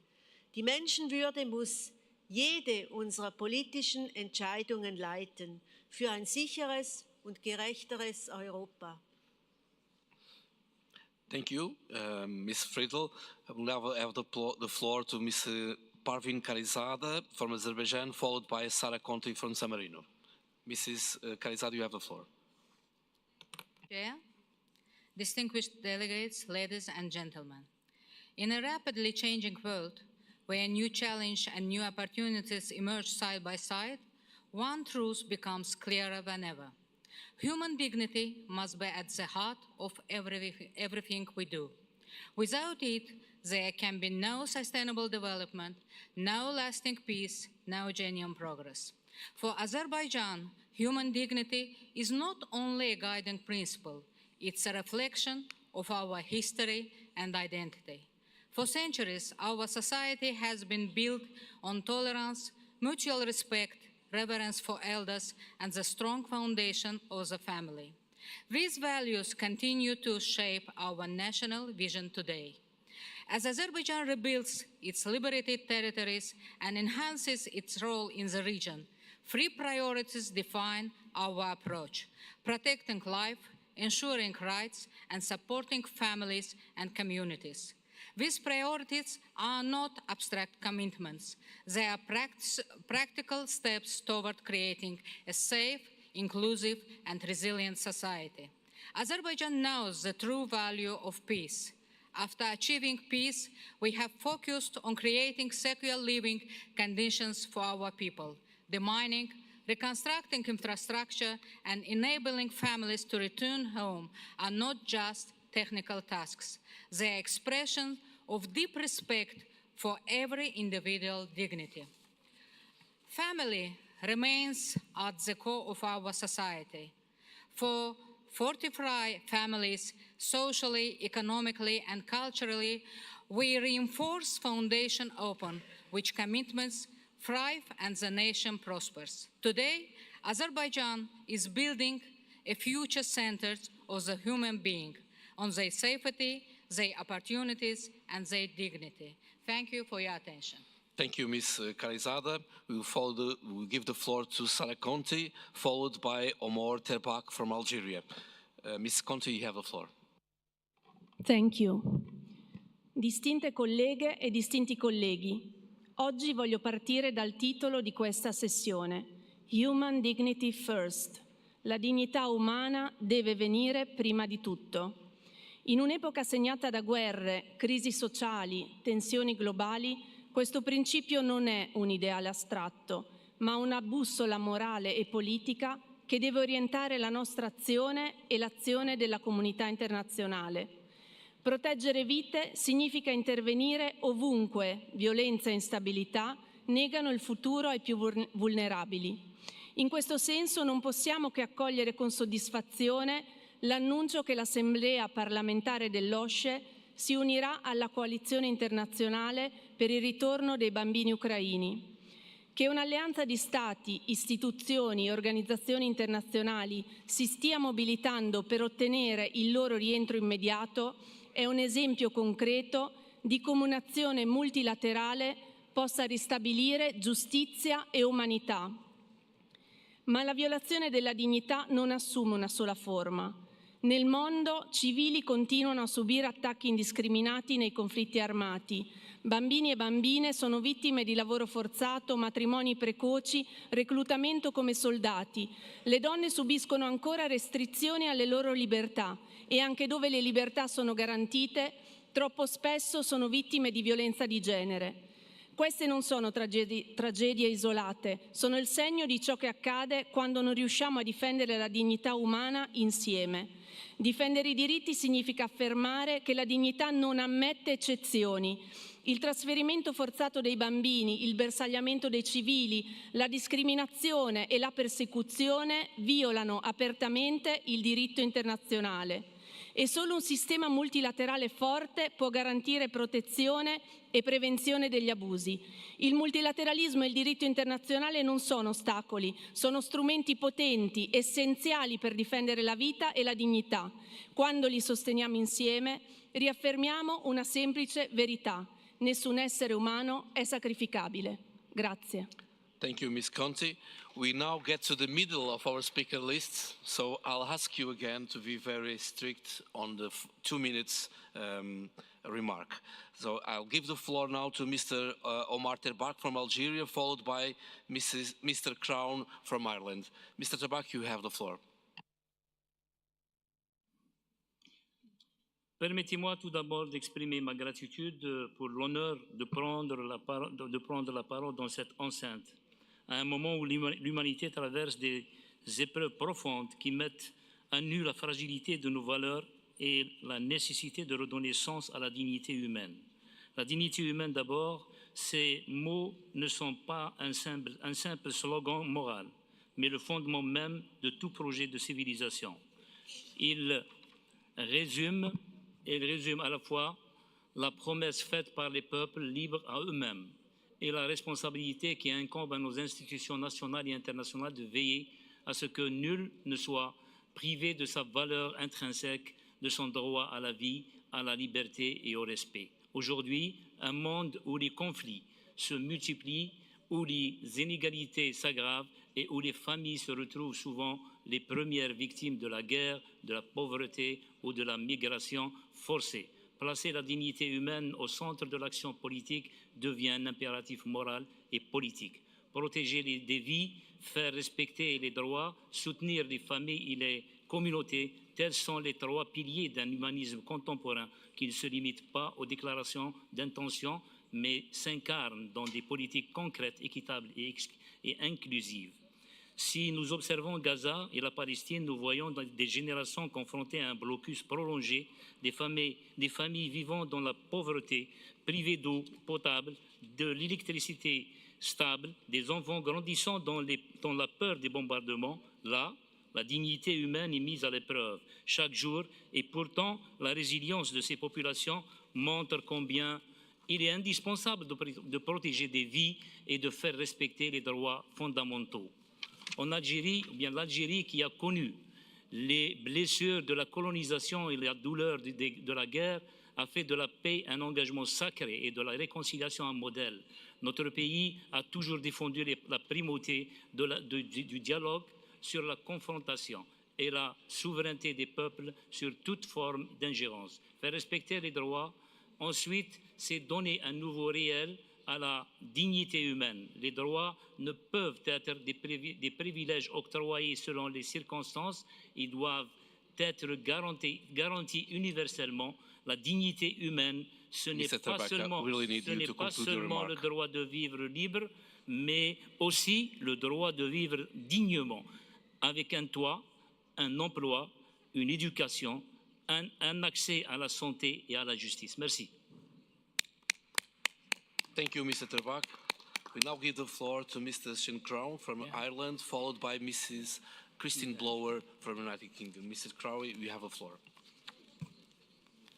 We talk here today of human dignity, but we've seen countless families, men, women and children, whole communities torn apart by conflict in different parts of the world.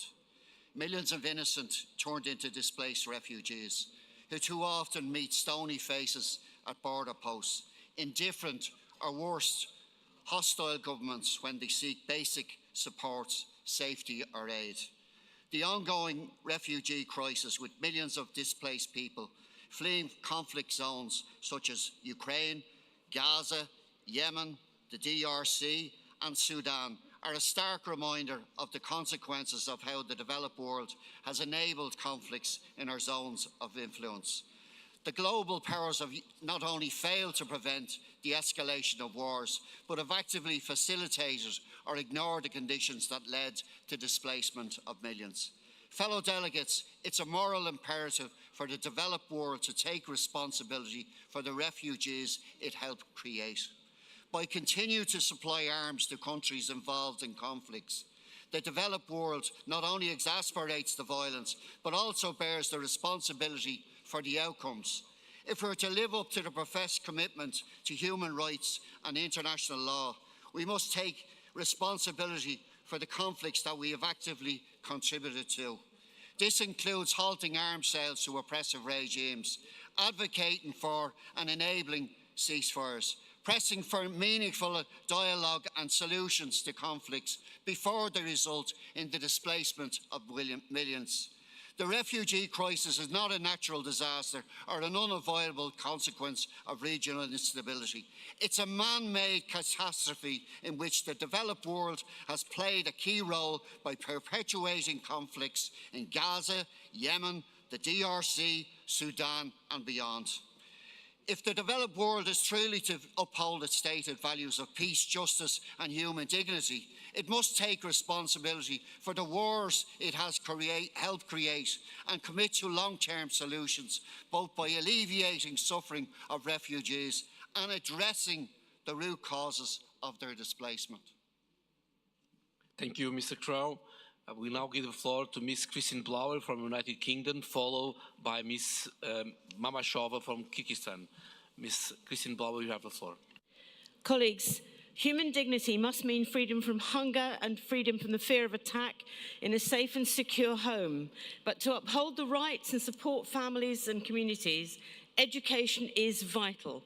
In the UK, the National Education Union is supporting colleagues in the Ukraine to continue education even as the bombs fall, because education can provide psychological support even in the worst of times.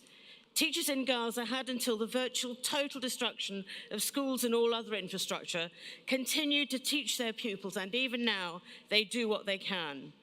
When the guns fall silent, all people, but especially children, need education and psychological support to help them move forward to play an active part in their own future.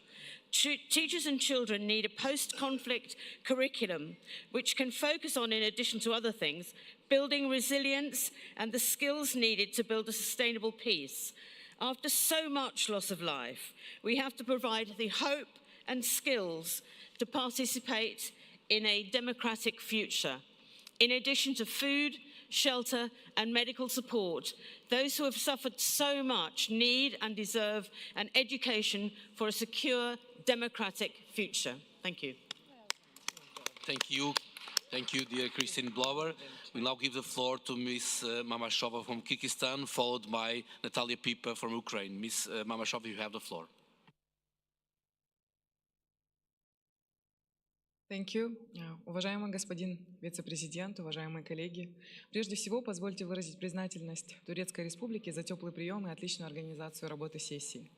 Мы собрались сегодня, чтобы обсудить тему, которая является краеугольным камнем любого цивилизованного государства, его моральным и правовым фундаментом.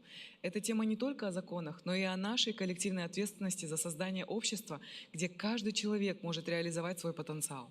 В Кыргызской Республике вопрос достоинства личности возведен в ранг абсолютной и незыблемой ценности. Согласно статье 29 Конституции Кыргызской Республики, человеческое достоинство абсолютно и неприкосновенно. Это ключевая норма, которая определяет миссию государства и обязанности граждан. Президент Кыргызской Республики Садыр Нургоджоевич Джапаров неоднократно подчеркивал, что защита достоинства – это не только прерогатива государства, это также общегражданский долг. Достоинство человека – это основа наших государственных решений и ключ к устойчивому миру. Внутри страны мы последовательно укрепляем институты прав человека и создаем условия, при которых каждый гражданин чувствует себя защищенным. Кыргызстан ведет беспрецедентную борьбу с преступностью и проявляет твердую политическую волю в постоянной борьбе с коррупцией. Мы убеждены, только справедливое и прозрачное государство способно обеспечить подлинное уважение человеческого достоинства. Мы также уделяем большое внимание поддержке семьи как опоры общества, защита прав женщин и детей, расширение возможностей для молодежи, развитие инклюзии в обществе – это наши инвестиции в устойчивое будущее. Во внешней политике Кыргызстан последовательно выступает за миростроительство как в регионе, так и в мире. Мы строим отношения со всеми соседними странами Центральной Азии на принципах взаимного уважения, доверия и сотрудничества. Мы убеждены, что любые конфликты имеют начало и имеют конец. И сегодня, как никогда, мы желаем всем странам мира, согласия и устойчивого процветания. Уверена, что только уважение человеческого достоинства, совместная работа и солидарность позволят нам укрепить безопасность и процветание в регионе и во всем пространстве ОБСЕ. Дорогие коллеги, как вам известно, 30 ноября текущего года состоятся досрочные парламентские выборы в Джордж-Кенеш Кыргызской Республики, в связи с чем призываем всех вас принять активное участие в миссии международных наблюдателей и воочию убедиться в нашей приверженности основам демократии, основанной на принципах открытости, законности и честной конкуренции. Позвольте пожелать всем участникам сегодняшнего заседания больших успехов, а нашим странам мира и благополучия. Благодарю за внимание. Thank you, Ms. Mamashova.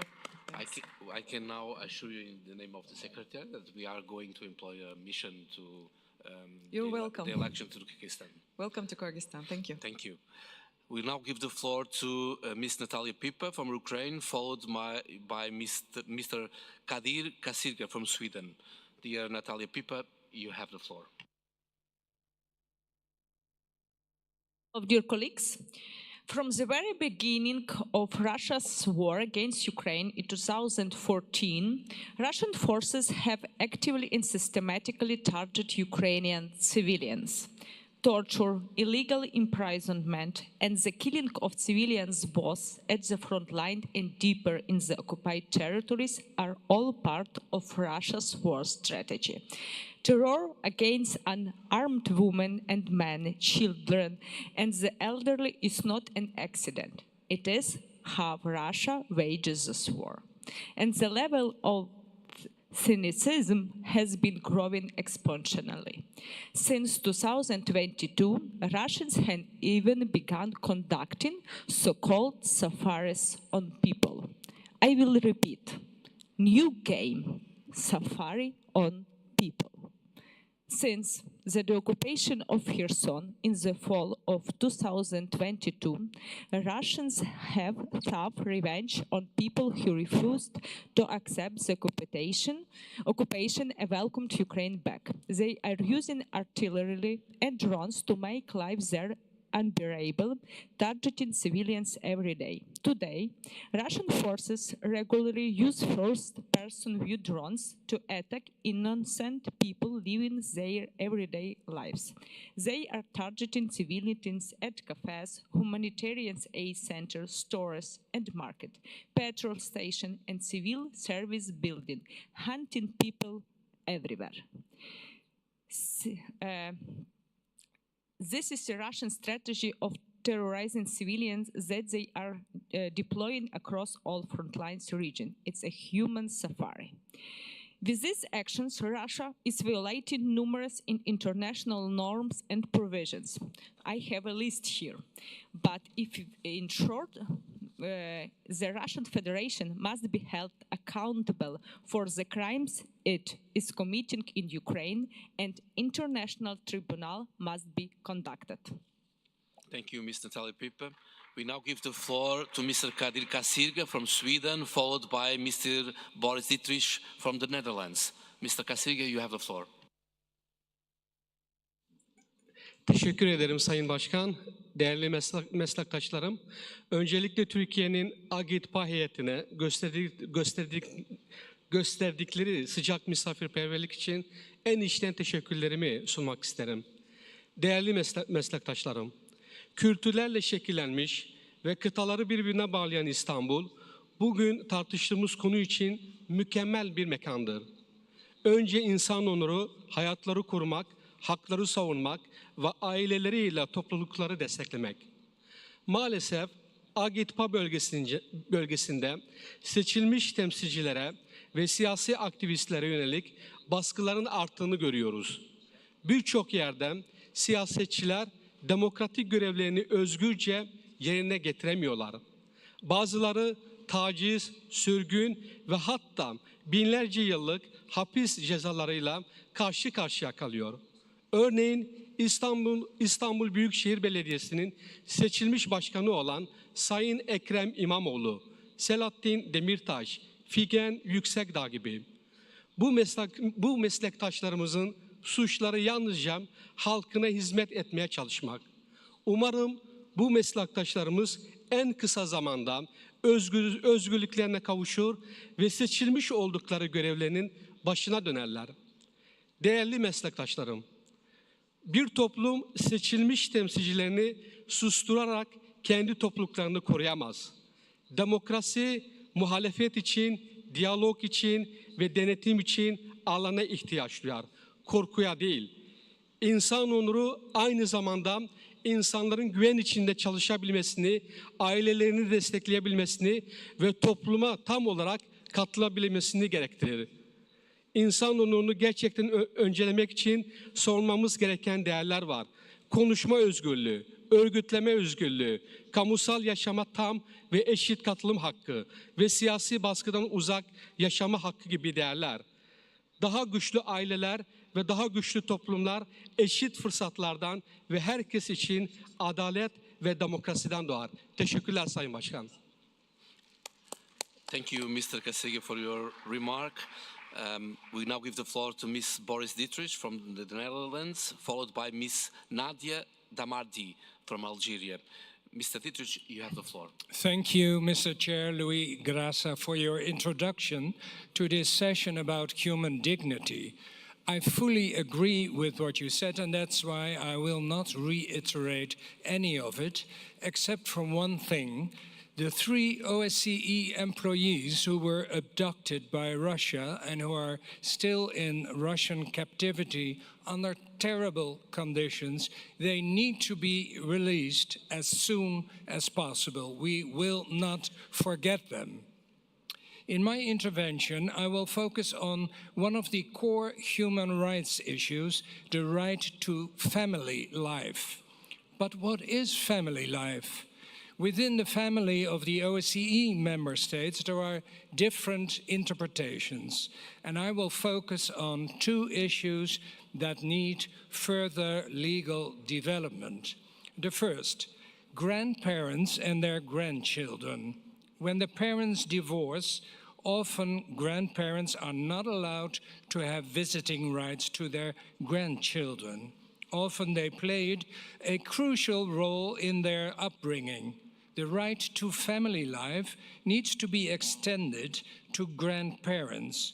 Also, grandchildren are entitled to contact according to the Convention on the Rights of the Child. The second point, in this century, in many OSCE member states, rainbow families have been formed. 2 mothers in a loving relationship with their children, or 2 fathers, or a combination of sorts. Rainbow families raise children, and these children are also entitled to legal recognition of their parents. Unfortunately, in some member states, the LGBT community suffers from grave discrimination, also in legal terms. And this is exactly like one of the delegates from the Turkish delegation also said. In conclusion, Mr. Chair, I call upon all OSCE member states to fix their legislation and acknowledge the rights of grandparents, grandchildren, and the rights of rainbow families in their family law. Thank you. Thank you, Mr. Dietrich, for your remark. We now give the floor to Nadia Damardi from Algeria. I think we must go further. Miss Nadia Damardi. Okay, so I give the floor to Miss Rupa Uk from the United Kingdom, followed by Miss Katia Polidori from Italy. Miss Rupa, you have the floor. Thank you. If we consider this session title, innocent-looking terms that we're considering today are increasingly contested due to culture wars. Whose dignity and human rights? During the COVID period, Black Lives Matter gained traction in the UK, and we saw this in the taking of the knee by players at football matches. And before that was the Me Too moment, which illuminated the voices of exploited young women. But both, as we heard of multilateralism yesterday, seem to have gone out of fashion since. Ditto international aid. There should be no room for ambiguity and equivocation on international norms and humanitarian law when it comes to the two big conflicts of our age. Let's be equally condemnatory of war crimes in Ukraine on Europe's doorstep, where war has raged since 2022, as we are in Gaza, where it would appear, despite the so-called ceasefire, the suppression of humanitarian aid and killing continues. Women and children frequently in the line of fire since 2023. And in the West Bank, olive harvest violence is off the scale, particularly now the eyes of the world are averted elsewhere. Across the vast OSCE nation, it's dangerous to generalize. So I'll just say that supporting families and communities is also easier said than done when they come in so many different shapes and sizes, not just nuclear, but extended, blended. Not every wedding has a fairy tale ending. So I would say three things in conclusion. Not just the man from the ministry, but the mum at the school gate should also be considered in parenting policy. I would also say that, you know, in Ukraine, to paraphrase Pink Floyd, hey, Putin, leave those kids alone. And also in Gaza, the horrible new acronym that we are hearing, WCNSF, Wounded Child, No Surviving Family. Let children be children. Let's be clear when war crimes are war crimes, and I'm pleased, OSCE, that you are considering security in a wider sense, because it's not just nuclear and not just war. Thank you. Thank you, Ms. Rupauk. We now give the floor to Ms. Katia Polidori from Italy, followed by Mr. Salami Altinok from Turkey. Ms. Katia Polidori, you have the floor.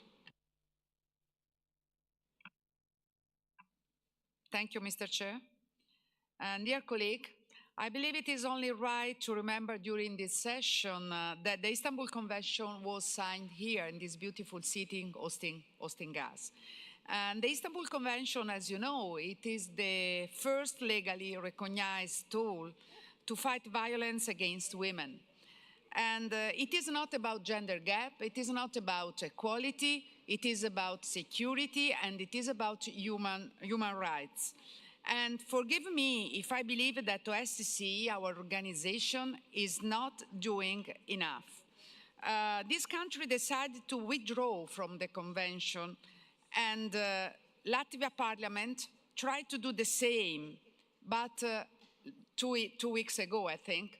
But the president managed to postpone this decision. And so we can understand that we are running a serious risk of a backlash, risk of contagion, and I believe that OSCE cannot pretend that nothing has happened. So, if you allow me, I would suggest setting up an ad hoc committee to open dialogue with those countries and understand the reason behind their decision and figure out how to proceed. So, please, let's be brave to protect the half of our world. Thank you. Thank you, Ms. Polidori. We now give the floor for Mr. Salami Altinok, head of the delegation from the Turkish delegation, followed by Mr. Mamoush Gulzoda from Tajikistan. Mr. Salami Altinok, you have the floor. Sayın Başkan, değerli meslektaşlarım, hepinizi saygıyla, hürmetle selamlıyorum.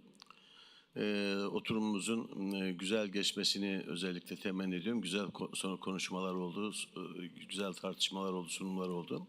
Ama özellikle şunu belirtmek istiyorum. Tabii Avrupa'dan bazı arkadaşlarımız Türkiye ile alakalı konuştuklarında Türkiye'deki yargısal süreçleri kendi pencerelerinden bakıp ikili bir ayrımı yapıyorlar. Paris'te Paris Belediye Başkanı ile alakalı soruşturmalar devam ederken, yargılama devam ederken onu kimse insan haklarına aykırı görmüyor. Türkiye'deki yargılama süreçleriyle ve yargının vermiş olduğu kararlarla alakalı arkadaşlarımızın, meslektaşlarımız bu şekilde değerlendirmelerini kabul etmemiz mümkün değildir. Bir. İki, burada toplantının başından beri ailenin bütünlüğü, ailenin geliştirilmesi lazım geldiği, aileyle alakalı ve çocukların geleceğiyle alakalı tartışmalar yaparken bir taraftan da insan fıtratına çok uygun olmayan LGBT'yi sanki çok normal bir olaymış gibi, demokratik bir hakmış gibi dile getirip ve bunu savunmaya kalkmanın da çok gerçekçi olmadığını düşünüyorum. Türkiye olarak ve dünyanın birçok ülkesinde gerçekten aileyi ve çocukları koruma noktasındaki gayretleri gördükten sonra biz devlet olarak, hükümet olarak farklı fikirlerin olmasına saygı duymakla beraber LGBT gibi çok makul görülmeyen, insan fıtratına aykırı olan eylemleri ve yaşanımları makul görmeyeceğiz ve reklam aracı olarak kullanılmasını ve topluma ve çocukları özendirici bir noktaya getirilmesine Türkiye olarak hiçbir zaman müsaade etmedik. Bundan sonra da müsaade etmeyeceğiz.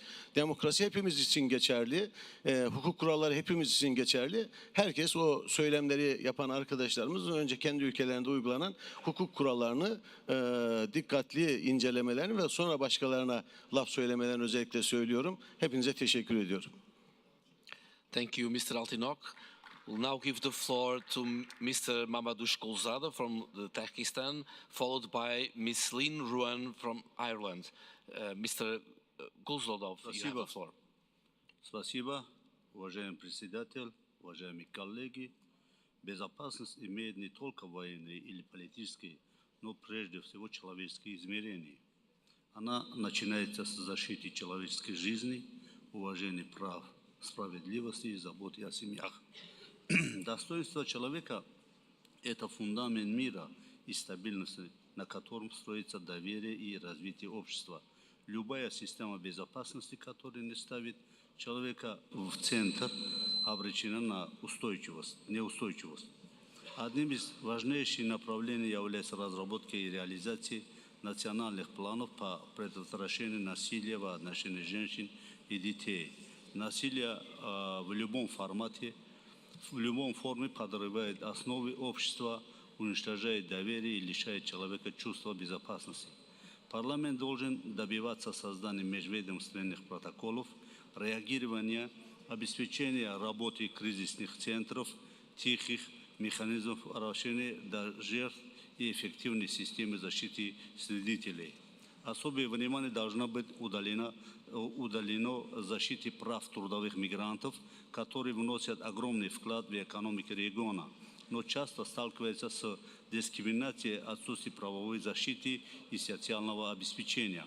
Необходимы прозрачные трудовые договоры, системы обязательного страхования, механизмы консульской поддержки, а также международного признания профессиональных квалификаций. Парламентские структуры могут инициировать двусторонние и многосторонние соглашения, регулирующие трудовую миграцию на справедливых и гуманных условиях. Важным направлением остается защита свободы совести и развитие межкультурного согласия, уважение к разнообразию религий, языков и культур, основа устойчивого мира. Профилактика экстремизма и радикализма должна опираться не на репрессивные меры, а на образование, посвященное медиаграмотности и вовлечение местных сообществ. Парламентская солидарность способна превратить гуманитарные ценности в реальную государственную политику. От того, насколько решительно мы защитим жизнь, здоровье и достоинство каждого человека, зависит устойчивость мира на пространстве ОБСЕ. Спасибо. Thank you, Mr. Golzada. We now give the floor to Ms. Lynn Ruan from Ireland, followed by Robert Kazanix from Romania. Ms. Ruan, you have the floor.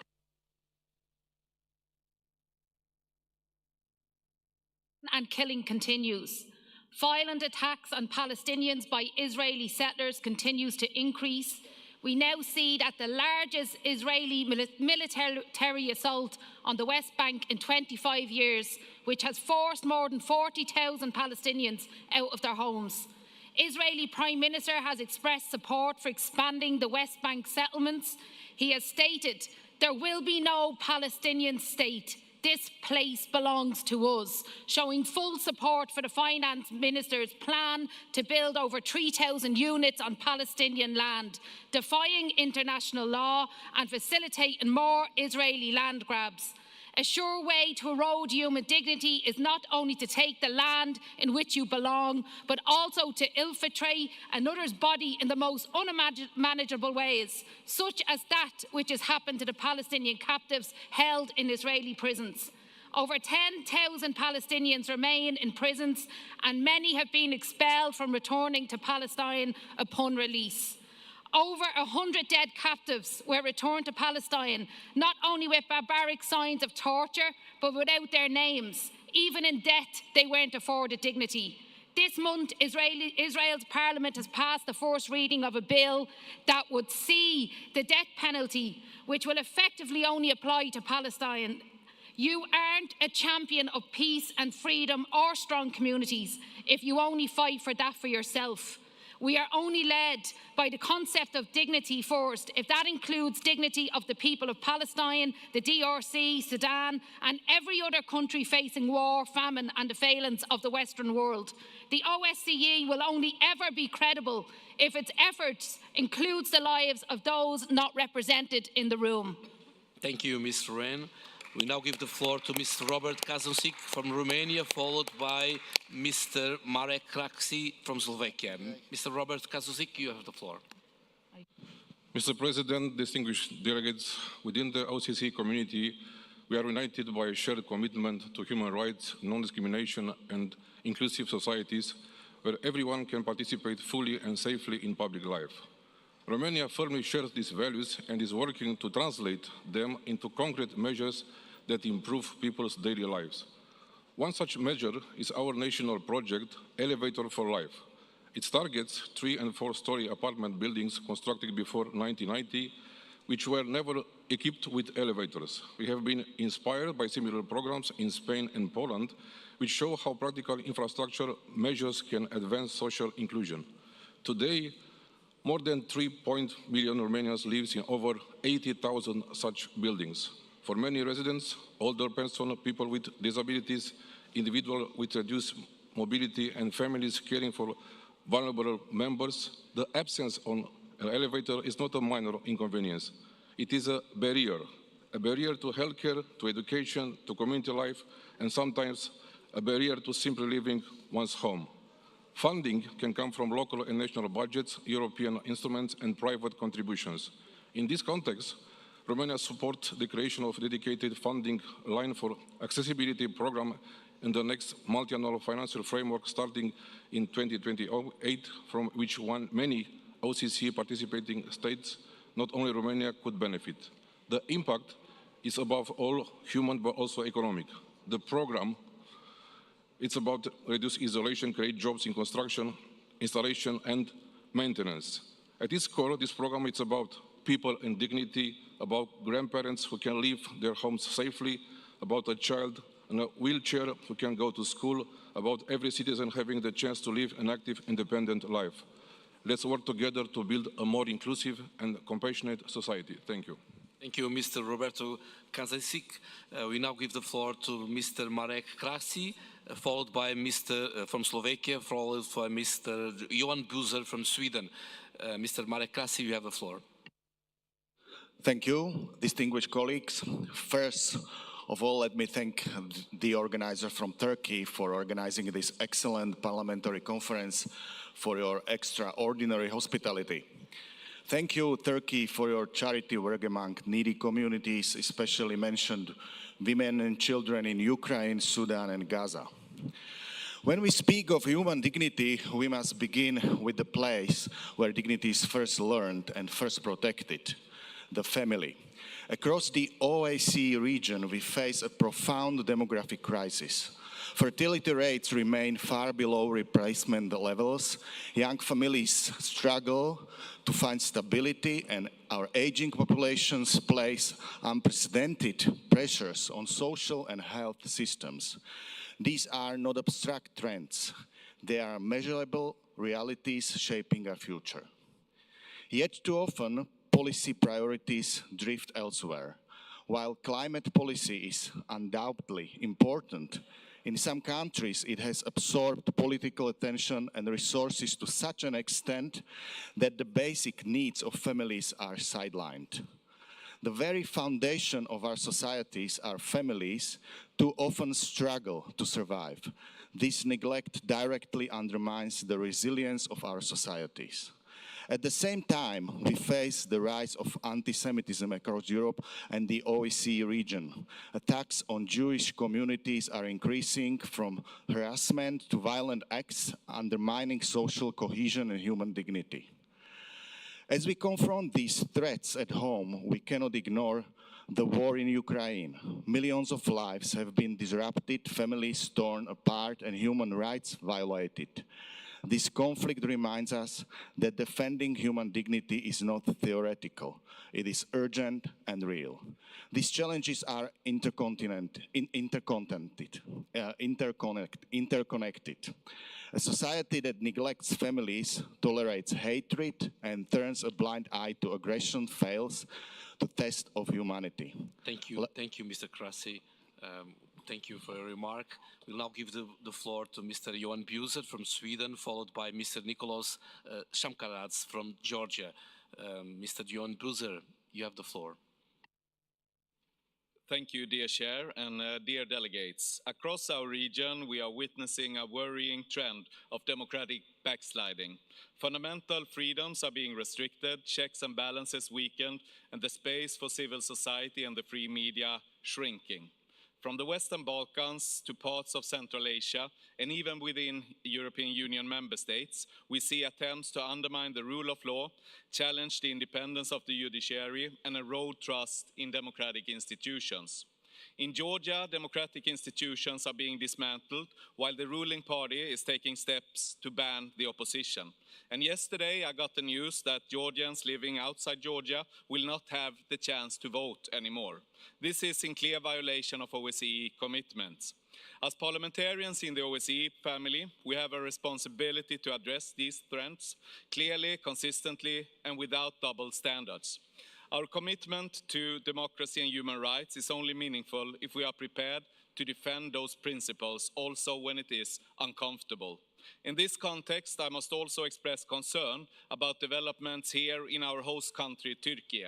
I do this with respect and with recognition of Turkey's strategic importance to our region and its vital role within the OSCE. But friends must be honest with each other.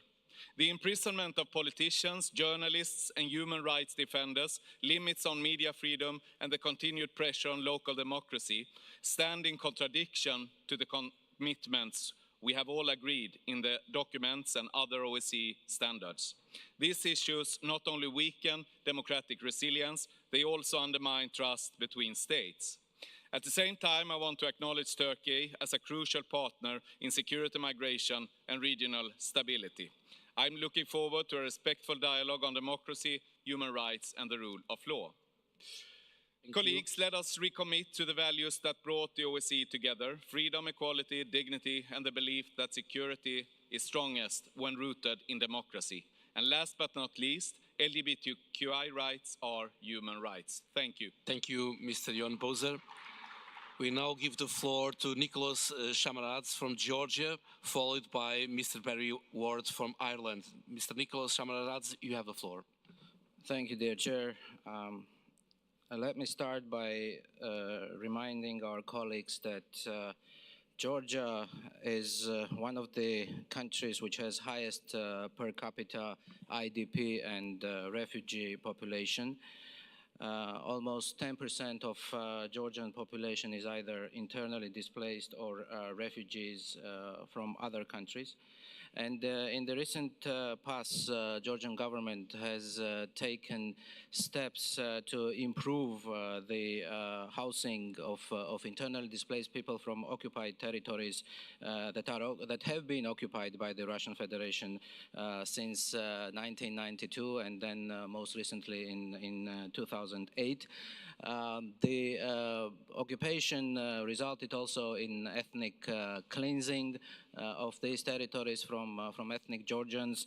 The remaining population and the children of Georgian origin are deprived of having the basic right of education in schools in Georgian language, and you can understand that the children who are aged 6 and 7 and 8 years old, they don't speak any other language, so basically they deprive them the right of education.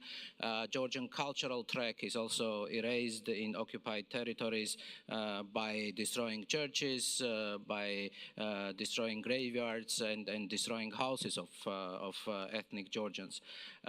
Recently, as I said, there are 300,000 Georgian internally displaced people, and out of them 61,000 families have been provided for permanent housing by the government of Georgia recently, and which is 2/3 of the population, of the IDP population, and we will continue this process. I would also like to remind you that there are up to 30,000 Ukrainian refugees in Georgia, Thank you, Mr. which have the same rights and same privileges as the Georgian IDPs. And last remark, about election rights abroad. There are many countries also in this room, member states that do not allow opening of border stations in other countries. And Georgia has a quite huge diaspora in Russian Federation of 400,000 people. Thank you, Mr. Nikol Shamaradz. We now give the floor to Ms. Barry Ward from Ireland, followed Ms. Federica Honori from Italy. Mr. Barry Ward, you have the floor.